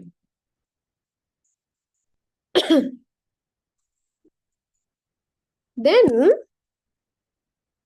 domestic waste. Everybody has the note කියලා. Note එක නම් group එකේ මම දාලා තිබ්බා. So you just I asked you all to get a print out, right? Domestic waste කියලා ළමයි ගෙවල් වලින් release වෙනවා. Food scraps, spoiled food, plastic, polythene, discarded clothes, glass, porcelain items, garden waste, human excretory matter. මේ ඔක්කොම ගෙවල් වලින් release වෙනවා. So that is domestic waste. Electronic waste කියන්නේ e-waste. E-waste means electronic waste. ඒ කියන්නේ electrical equipments වැඩ කරන්නේ නැතිවෙන් එහෙම අපි වීසි කළා දානවා. ඒතර ඒවෙන් environment එකට add වෙනවා තමයි අපි e-waste කියලා කියන්නේ. So e-waste වලින් එක එක metals ගොඩක් heavy metals එහෙම release වෙනවා. මොනවාද? lead. lead ගොඩක්ම environment එකට එකතු වෙන්නේ batteries වීසි කළාම. mercury is mostly added to the environment by thermometers. Broken thermometers when we throw them away. Cadmium again by batteries and cellular phones. Beryllium by computers. Arsenic by LED bulbs. When you throw away LED bulbs, arsenic enters to the environment. Then PVC goda computer casings. Computer casing ka hadla thini plastic wali. PVC wali. So computers and PVC is added to the environment, and you know PVC, right? It's a hydrocarbon. It's a polymer. එතර මේ ඔය plastic වගේ ඒවා decompose වෙන අවුරුදු ගාණක් යනවා, right? Some of them don't even decompose. They take millions of years to decompose. ඒකද ඔය environment එකට add කරොත් add වුණාම තමයි. So they are not good. Nuclear waste කියලා කියන්නේ ළමයි, they are radioactive and highly toxic. ගොඩක් වෙලාවට ඔය nuclear power plants වල, nuclear stations වල, nuclear labs වල, nuclear weapons හදන තැන් වල තමයි ගොඩක්ම nuclear waste release වෙන්නේ. ලංකාවේ නම් nuclear waste release වෙනවා like මාරම අඩුයි. මොකද nuclear labs කීපයක් විතර අපේ තියෙන. But if you take like developed countries like US, Russia, Japan, even China, North Korea වගේ වලත් nuclear වැඩ තියෙනවා. So ඒ වගේ countries UK, France, they have a lot of nuclear activities. They have nuclear power plants, nuclear centers, nuclear labs. It was a nuclear weapon centers. ඒ වගේ වල ගොඩක් nuclear වැඩ කරනවා. ඒතර ඒවෙන් release වෙන එක toxic materials like uranium, plutonium වගේ ඒවා. මේවා සාමාන්‍යයෙන් හොඳ නැහැ because they're radioactive. They always release radiation to the environment. ඔයා හිතන්න මේ යුරේනියම් වගේ එකක්, it's a metal actually. ඔයා ඒක නිකන් මෙන්න මෙහෙම metal container එක දාලා තියලා තිබ්බ කියලා. So metal container එක දැම්මම අපි හිතන්නේ radiation එළියට යන්නේ නැහැ කියලානේ. මෙයා metal container එක through එළියට radiate වෙනවා. ඒතර එයාව metal container එක දාලා තිබ්බත් වැඩක් නැහැ. It will still emit radiation and A radiation අපේ ඇඟට එමෙත්නම් අපිට cancers එම හැදෙනවා. ඒතර මේ වගේ කොහොමද store කරන්නේ? Like ලොකු like cupboards වගේ වල තමයි මේවා store කරන්නේ, thick තියෙන cupboards. ඒතකොට ඒවා through radiation එළියට එන්න බැරි වෙනවා. So when you're throwing out nuclear waste, සාමාන්‍ය නිකන් environment එකට වීසි කරන්නේ නැහැ. මොකද නිකන් වීසි කරොත් මේවා they will keep on releasing radiation and එතකොට organisms අට soil එකට හැමතැනටම damage වෙන්න පුළුවන්. So ඒවා throw කරද්දී අපි කරන්නේ either they are deposited in the deep sea. Deep sea එකේ organisms නැහැනේ. Deep sea එකට බස්සලා තියෙනවා. එතකොට ප්‍රශ්නයක් නැහැ. නැත්නම් අපි මොකද කරන්නේ? පොළවේ ලොකු වලක් හරනවා. වලක් හරලා අපි ඒක මෙහෙම ලොකු concrete slab එකක් දානවා. A very thick concrete slab. දාලා ඒක ඇතුළට nuclear waste එක දාලා උඩිනුත් concrete slab එකකින් වහනවා. ඊට පස්සේ ඒක උඩින් soil දානවා. එහෙම තමයි අපි store කරන්නේ. Because we have to make sure that this doesn't release radiation to the outside. That is why we do it. So that is about nuclear waste. Up to that point, is it clear, Lamai? So, biosphere වල something that I have to tell you is that don't take a lot of stress and ඔක්කොම කටපාඩම් කරන් යන්න එපා. එච්චර අහන්න නෑ ඇත්තටම. ඔයගොල්ලන් biosphere questions go through කරොත් අපි tomorrow and day after tomorrow අපි Saturday Sunday normal classes වලදී අපි discuss කරමු questions කීපයක්. එච්චර ලොකුවට අහන්නේ නැහැ. සාමාන්‍යයෙන් basic දේවල් ටික තමයි අහන්නේ and හැම එකම වචන එහෙම අහන්නේ නැහැ. So if you have like a basic idea and like ecological pyramids, growth curves ඒ වගේ මතක තියෙන්න ඕනේ. Carbon footprint, food mile, water footprint ඒ ටික මතක තියෙන්න ඕනේ. Food chains, food webs ගැන rough idea එකක් තිබ්බම හොඳටම ඇති. මේවා නිකන් කියෝගෙන ගියාම එතන අපිට answer කරන්න පුළුවන්. දෙතුන් පාරක් note එක කියවගෙන ගියාම ඇති. So just having a rough idea is enough. මේ හැම එකම වචනෙන් ගොඩාක් පාඩම් කරන්න ඕනේ නැහැ. So domestic chemical waste කියන්නේ ගෙවල් වලින් release වෙන chemical waste. නිකන් normal food scraps ඒවා නෙවෙයි. Proper chemical waste. මොනවාද? එකක් food additives. Food additives ගොඩක් අපි ඔය කඩෙන් ගන්න packet food වල food additives තියෙනවා. Okay? So අපි ගත්ත නිකන් soya meat packet එකක් වුණත් ඒගොල්ලන්ගේ preservatives එහෙම තියෙනවා. So මොනවාටද food additives use කරන්නේ to increase the taste? So let's take like soya meat or instant noodles or like different drinks, cordials වගේ වල හැම taste increase කරන additives දාලා තියෙනවා. Odor to increase the smell, the odor, appearance, the nutrition levels වැඩි කරනත් additives use කරනවා. The shelf life can preservation. කොච්චර කාල තියාගන්නද? soya meat packet එකක් ගත්තොත් අවුරුද්දක් විතර තියාගන්න පුළුවන්. මේක yogurt වගේ ගත්තොත් මාස ගාණක් තියාගන්න පුළුවන්. So ඒ වල එච්චර කාල තියාගන්න ඒගොල්ලන් additives use කරනවා. ගොඩක් වෙලාවට මේ හැම එකටම E number එකක් තියෙනවා. ඔයගොල්ලන් ඔය පැකට් එකක් අරගෙන පිටිපස්ස බලද්දී E කියලා එක නම් E1301 E4 something ඕම තියෙන එකක E numbers. E numbers කියලා කියන්නේ ළමයි European Union එකේ. European Union එක European countries ටිකේ එකතු වෙලා හදලා තියෙන union එක. ඒගොල්ලන් කෝඩ් එකක් දෙනවා කැම වලට they experimentally prove that it's safe for human consumption. It's experimentally proved when it's safe for human consumption, they give an E number. එතකොට මේ E number එක so E number එකක් දුන්නා කියලා අපිට කියන්න බෑ it's completely safe කියලා. ඕනම එකක් ඕනාට වඩා ඕනේ නැහැ. It will cause problems to our body. Diseases caused මොනවාද? Wheezing, kidney disorders, diabetes, cardiac diseases, cancers, allergies, mental disorders, hyperactivity of children මේ ඔක්කොම වෙන්න පුළුවන්. Then cleaning agents. Cleaning agents මොනවද අපි ගෙවල් වල use කරන soap, shampoos, detergents and other cleaning agents. ගොඩක් ළමයි soap වගේ ගත්තොත් එimhe soap හැදලා තියෙන plant oil or animal fat plus we use a strong base like sodium hydroxide or potassium hydroxide. එහෙම තමයි soap හැදෙන්නේ. Detergents ගත්තොත් එimhe detergents detergents are always easy. It's easy to use detergents, right? රෙදියෙම හොඳට හේදෙනවා detergents පාවිච්චි කළාදී. හැබැයි මොකද වෙන්නේ අපි දැන් මේ රෙදි හොදන වතුර ටික මොකද වෙන්නේ අපි කානුවට යවනවා කානුවෙන් they enter to a river or like some waterway. Then there are aquatic organisms. So එතකොට මේ aquatic organisms වලට damage වෙනවා. They are harmful. ඊට පස්සේ ওই river එකෙන් යන වතුර ටික කොහරි ගිහලා ocean එකට තමයි වැටෙන්නේ. So ocean වල coral reefs තියෙනවා, එක එක ocean marine organisms ඉන්නවා. එතකොට ඒගොල්ලන්ටත් threat එකක් වෙනවා. So they also reduce biodiversity. Especially like coastal regions වල ගොඩක් hotels තියෙනවානේ. So hotels වලින් release කරනවා most of these are chemical compounds. So එතකොට කෙලින්ම ඒගොල්ලන් ocean එකට තමයි වීසි කරන්නේ. ආයේ සමහරලාට ඒගොල්ලන් ඒව ටික clean කරන්නේ නැතුව කෙලින්ම ඒ වතුර ටික ocean එකට දානවා. ඒකට කෙලින්ම aquatic organisms are coral reefs ඒක කරන ප්‍රශ්න. So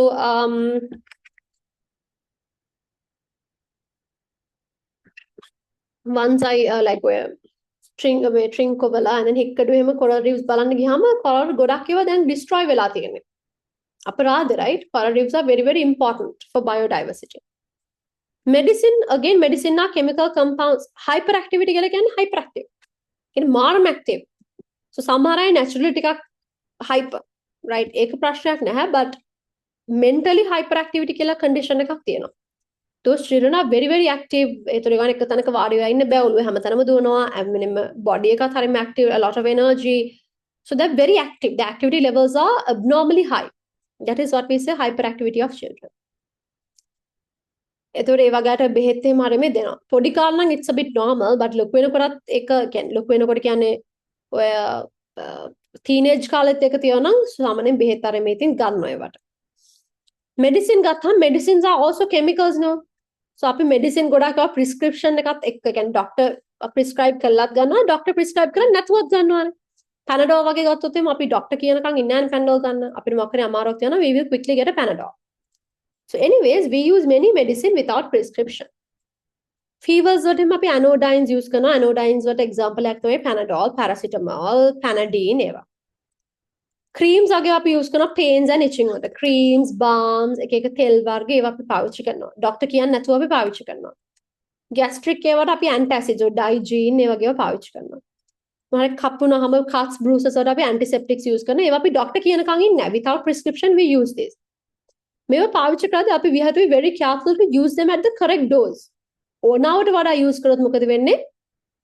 ඒක අපිට හොඳ නැහැ. Overdose වුණොත් එම medicine overdose වල ඕන තරම් මිනිස්සු මැරලා තියෙනවා, right? So we have to use them at the correct dose. Also, disinfectants used to clean kitchens, toilets and bathrooms destroy microorganisms and not safe to come into contact with living tissues. Also, when used a lot in toilets, microorganisms that decompose feces are destroyed. Give me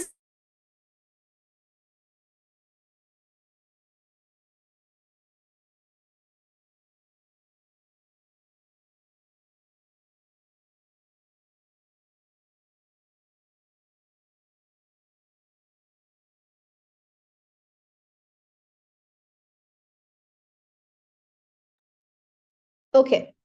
So disinfectants අපි ඕන තරම් use කරනවා Lysol, Harpic, BioClean ඔය එක එක brands වල එක එක disinfectants අපි use කරනවා. Surface එක clean කරන්න වෙනම එකයි, toilet bowl එක clean කරන්න වෙනම එකයි, ඊට පස්සේ glass surfaces වලට වෙනම එකයි. ඔහොම එක එක අපේ ගෙදර තියෙනවා එක එක බෝතල් ගොඩක්, right? So එතකොට මේ clean කරන okay. They are okay. අපිට hygienically ඉන්න ඕන හින්දා it's okay. But if we overuse them, that is not good. දැන් හිතන්න අපි kitchen එක හරි toilet එක හරි අපි ගොඩක් හැමලේම ඔක use කරනවා කියලා. There are microorganisms in there, right? Microorganisms you might think they're bad, but some microorganisms are actually good. ඊපස්සේ ඕවා නිතරම ඔය kitchen toilet වගේ දෙන්න අපේ body එකකට ඒවා contact වෙනවා, right? අපේ kitchen එකේ ඉන්නකොට kitchen එක clean කරන්න ඒ use කරපු disinfectant එක අපේ ඇඟේ ගෑවෙන්නත් පුළුවන්. And on our skin and in our body there are like good microorganisms. So what happens when we use these disinfectants too much? අපේ ඇඟේ ඉන්න good organisms ටික ඔක්කොම destroy වෙනවා. That's not good, right? Good organisms are actually good. And also අපි ගොඩක් ඔය toilet bowl එකෙම clean Harpic කරම ගොඩක් use කරනවානේ. I think BioClean is better. ඒගොල්ලෝ මොකද bio කියන part එක තියෙන ඒගොල්ලෝ පොඩි biology කියන්නේ there's like eco-friendly aspect of it. But මම එහෙම brands කියන ලොකුවට කියන්න දන්නේ නැහැ. But Harpic ඔය ගොඩක් තියෙනවෙම වැඩි හොඳ නෑ use කරන්න. මොකද දැන් අපි toilet bowl එකේ කොහෙද connect වෙන්නේ pit එකට. Pit එකට තමයි කොහොම අපි අපේ feces, urine ඔක්කොම ටික pit එකට තමයි යන්නේ. පිට් එකේ ඉන්න ගත් මොනවාද ඒකට කියන්නේ ගලිය කියලා කියන්නේ ගලිය නේද ඒකට yes in every house there's a pit under the ground. So එතකොට මොකද වෙන්නේ? Now in the pit there are microorganisms. These are good microorganisms because they decompose all the feces and everything. හැබැයි අපි නිතරම හාපෙක් වගේ use කරනකොට ඒක toilet bowl එකෙන් ආයෙමත් pit එකට යනවානේ. These are very bad, so they will destroy the microorganisms that decompose feces. එතකොට මොකද වෙන්නේ? Feces ආරම decompose වෙන්නේ නැහැ. So that is not a good thing. Okay? Then cosmetics. Cosmetics are used for hygiene, beauty, health and pleasantness. අපි perfumes use කරන හොඳ නෑ අතරම ඕනවට වඩා. ඕනම දෙයක් ඕනවට වඩා ඕනේ නෑ. සමහරට ගෙදර දැන් my sister යා නිකන් ගෙදර ඉද්දිත් wash දාලාම perfume ගහනවා. So that's not very good, right? Because එකක් තමයි දැන් අපි සාමාන්‍ය closed room එක වගේ ඉන්නකොට මේක ඇතුලේ ගෙවල් ඇතුලේ pollution වෙනවා. We call it indoor air pollution. හැමලෙම skin එකට contact වෙන්න හොඳ නෑ. Right? Respiratory system එකට හැමලෙම යන්න හොඳ නෑ. Then bleaching creams, now it's like very trending. ගොඩක් අය එන්නට ඕවා ගාලා මාර්ගයේ සුදු වෙලා. They're not good. මොකද අපේ skin එකේ තියෙන natural barrier එක තනිකර destroy වෙනවා. So අපේ මේ melanin වලින් අපිව ගොඩක් protect කරනවා. ගොඩක් දේවල් වලින් UV rays වලින් sunlight වලින් it natural protection natural barrier එක තනිකර destroy වෙනවා bleaching creams use කරද්දී. So obviously it's not good. Then talc කියන්නේ powder, baby powder. Hair colorants, dye ගාලා මැරිච්ච කට්ටියත් ඉන්නවා. So even somebody I know got like a serious hair allergy because of hair colorants. ඕනට dye කරන්න හොඳ නැහැ. Then deodorants, lipstick වල හැම තියෙනවා mercury. So somehow I think like you can like at some point I think girls will buy lipstick, right? If you don't have it now you will buy it at some point. So because that is something that girls do. And ඒතර ඒක ගන්නකොට ඔයගොල්ලන් ingredients එම බලලා ගන්න ඕනේ. Right? Some of them have a lot of mercury, so it's not good because it will cause cracks on the lips and it's going to damage, But ingredients balala e wage honda onama deyak na perfumes una onama deyak again onawata wada onna, and at the same time when you're buying you have to go through the ingredients. So they have artificially synthesized oils, colors, fragrances and preservatives. Perfumes and deodorants have alcohols, esters and other substances. They cause diseases like headaches, vomiting and breathing difficulties. In lipsticks, there's lead and cause dryness and cracks on lips over time. So, avilla cosmetics. And also, lamma godak kalata lipstick and creams wala hema tiyenawa mercury. And obviously, mercury is not good. Mercury, සාමාන්‍යයෙන් ඔය thermometers කැඩුනහම එහෙම mercury තියෙනවනේ. mercury අල්ලන්නවත් එපා කියලා තියෙනවා. Because mercury can cause skin diseases like cancers. So most of the creams have mercury. Ekinda obviously they are not good, right? Ekinda ඔක්කොම හොඳට බලලා තමයි ගන්න ඕනේ. ඊළඟට තව ගෙදරින් domestic release වෙන chemical එකක් තමයි paints. So අපි ගෙවල් paint කරන්න මේ use කරනවානේ. So paints වල තියෙනවා components තුනක්. මේ වහන්න exam එකට paints කියලා විතරක් මතක තියාගත්තම ඇති.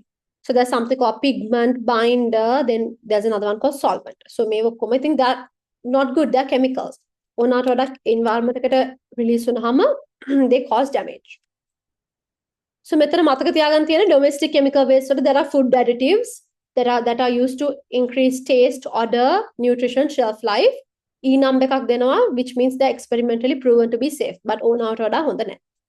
Cleaning agents como soaps, shampoos, detergents, disinfectants, they are also not good. Medicine ගත්තාම prescription නැතුව අපි ගොඩක් medicine use කරනවා, fever වලට creams, antacids, antiseptics, they are also not good.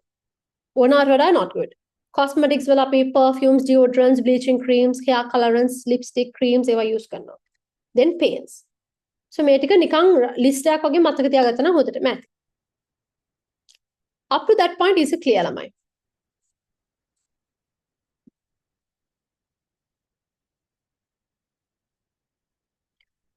Today I will be ending the class at 9 because I have another class at 9. But අපි පුළුවන් තරම් ටික අද කරමු, right? And as I said, for Saturday morning class, tomorrow is the last class. For Sunday morning, Sunday is the last class. So I expect all of you to be present, okay?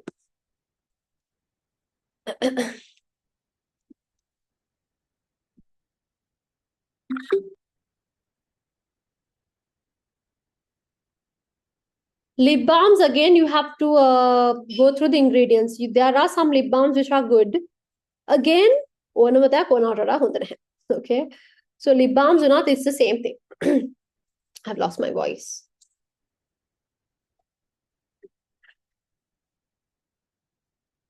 So lip balms වගේ පාවිච්චි කරද්දී එකයි ගොඩක් products වල quality එක බලන්න ඕනේ. Good quality doesn't always means a high price. Price එක අඩු good quality cosmetics තියෙනවා. Any cosmetic for boys and girls, all of you. Like perfumes, deodorants, ඒවා සාමාන්‍ය generally හැමෝම use කරන ඒවානේ. So හැම එකක්ම බලද්දී ගද්දී quality එක බලන්න ඕනේ. So quality එකක් use කරන්න බැරි නම් better not to use at all. So lip balm වලට you can just use some honey on your lips. So එතකොට it nourishes and also like the cracks අරමයා ඔක්කොම ගිහිලා හොඳට hydrate වෙනවා. එහෙම use කරනවා නම් you have to use a good lip balm. Even Vaseline උනොත් උනාට වඩා ගන්න හොඳ නැහැ. Right? Because Vaseline is also a chemical. It's like a wax, right? So ඒක නිතරම ගන්න ඉඳලා හිටලා ගාවට කමක් නැහැ, but නිතරම ගන්න හොඳ නැහැ. Okay. Combustion of fossil fuels and waste matter. When we combust fossil fuel කියලා කියන්නේ ළමයි ගොඩක් වෙලාවට you know crude oil, right? Crude oil වලින් තමයි අපේ ගොඩක් fossil fuels release වෙන්නේ. ඒ කියන්නේ petrol, diesel, LP gas, kerosene, ship fuel ඒව කොහොම අපි ගන්නෙ fossil fuels වලින්. ඒ කියන්නේ crude oil වලින්. And crude oil is a fossil fuel. So මේවා use කරද්දී මොකද වෙන්නේ? They release carbon monoxide, carbon dioxide and sulfur dioxide to the environment, which are harmful. These are harmful to the environment. Then we have something called persistent organic pollutants. POP, P-I-P-O-P, POPs. What is so special about these? They persist in environment for a long period of time. මේ වගේ pollutants තමයි අපි environment එකට release කරොත් they will persist in environment for millions and millions of years. I don't know billions, but millions of years. Okay, ගොඩාක් කල environment එකේ තියෙනවා. So they are very persistent. Then they accumulate in the body of organisms along food chains. හිතන්න එක පොඩි සතෙකුට ගියා කියලා එතකොට එයාගේ food chain එක through එයාගේ මෙයාට හිමින්ම bodies වලින් යනවා. Right? So they get accumulated. They are widely dispersed in the environment. හැම තැනම තියෙන persistent organic pollutants and they are highly toxic. ඒකෙනුත් persistent organic pollutants වල ඔයගලගේ textbook එකේ ඇති extra knowledge කියලා set එකක් එතන මේ ටික තියෙනවා. But I didn't put that here because they won't ask it. ඒකෙන් especially 12 දෙනෙක් ඉන්නවා 12 persistent organic pollutants which are the worst. We call them dirty dozen. They are the worst of all of them. What do? They cause inborn defects. ඉපදෙනකොටම ළමයිගේ defects වෙලා ඉපදින්නේ. When the mother has POPs in their body.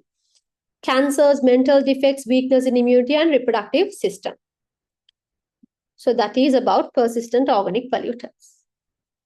So මේවා තමයි දැන් අපි දැන් release කරන waste. So there are different types of waste no. So අපි මොනවද කතා කරපු waste?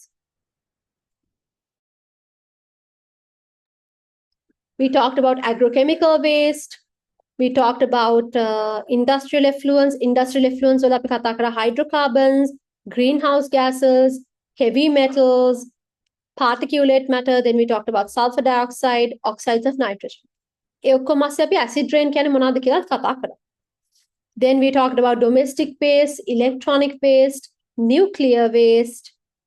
Then domestic waste වලට අපි separately කතා කරා domestic chemical waste. Any chemicals that are released by households. Then we talked about combustion of fossil fuel and waste matter. Then we talked about persistent organic pollutants. So ඔය ටික තමයි all the wastes. So our next section is effects කියන්නේ environmental pollution වෙන්නේ කොහොමද කියලා. ඒතර ඒක අපි acid rain ගැන කතා කරනවා, global warming, depletion of ozone layer. Then මේ ටික ඇවිල්ලා waste නේ. These are what causes the environmental problems. In the next section, we are going to be talking about what are the environmental problems. Okay.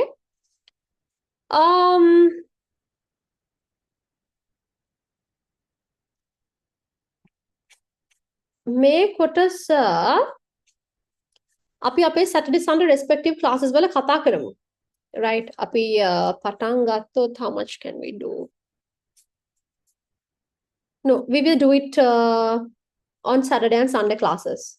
So හෙට Saturday class හැමෝටම class එක තියෙනවා. Sunday class ආගේ class එක Sunday තියෙනවා. all the classes we will be starting at around 7:30 and අපි 10 වෙනකන් usually කරමු. එතකොට do you all have the supportive pip? මම ඔයගොල්ලන්ගේ groups වලට එවුවා නේද ඒක? I kind of remember sending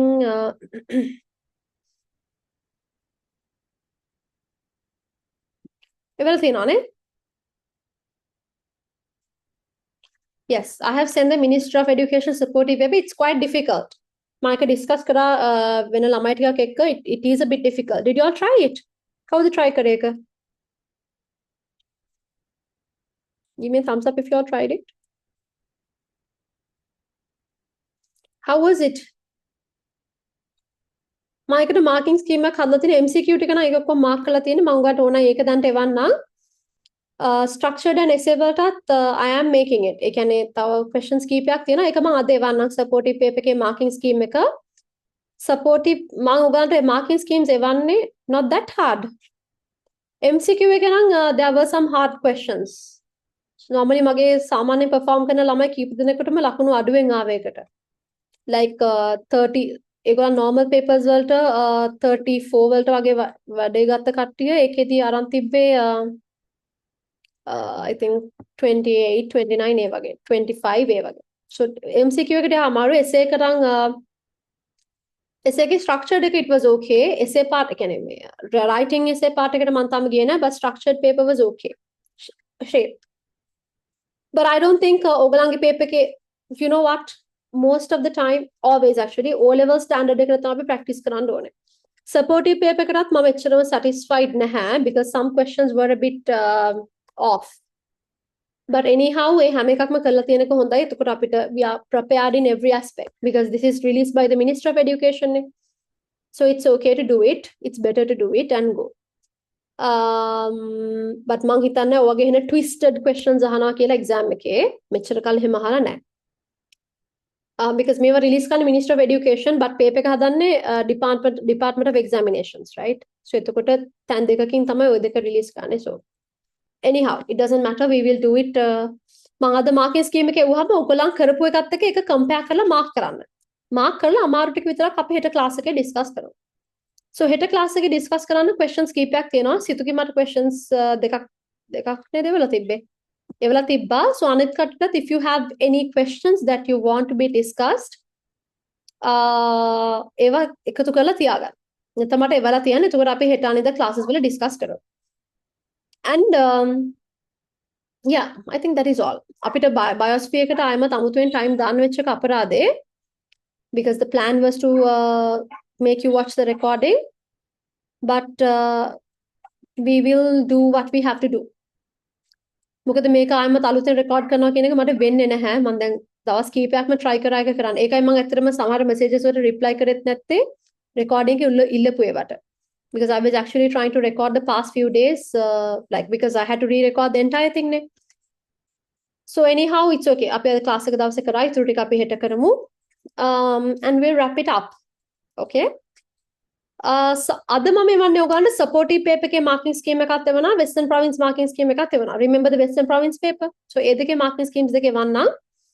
ඒතර ඒ දෙකේ ඔයගලන් කරපු ටික correct කරගෙන අපි difficult එක discuss කරගමු. Yeah, that's all. Shall we end the class? Before we end the class, do you have any questions or any concerns, anything that you want to share? Give me a thumbs up if everything is clear.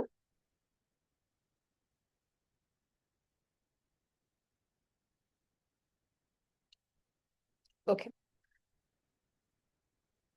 මම මේක recording එකත් හැමෝටම දාන්නම්. Yes, I will send the recording of today. Today all we did was discussing the biosphere. I will send the recording. Okay, Lamai. Then let's end the class. See you tomorrow and day after tomorrow. Okay.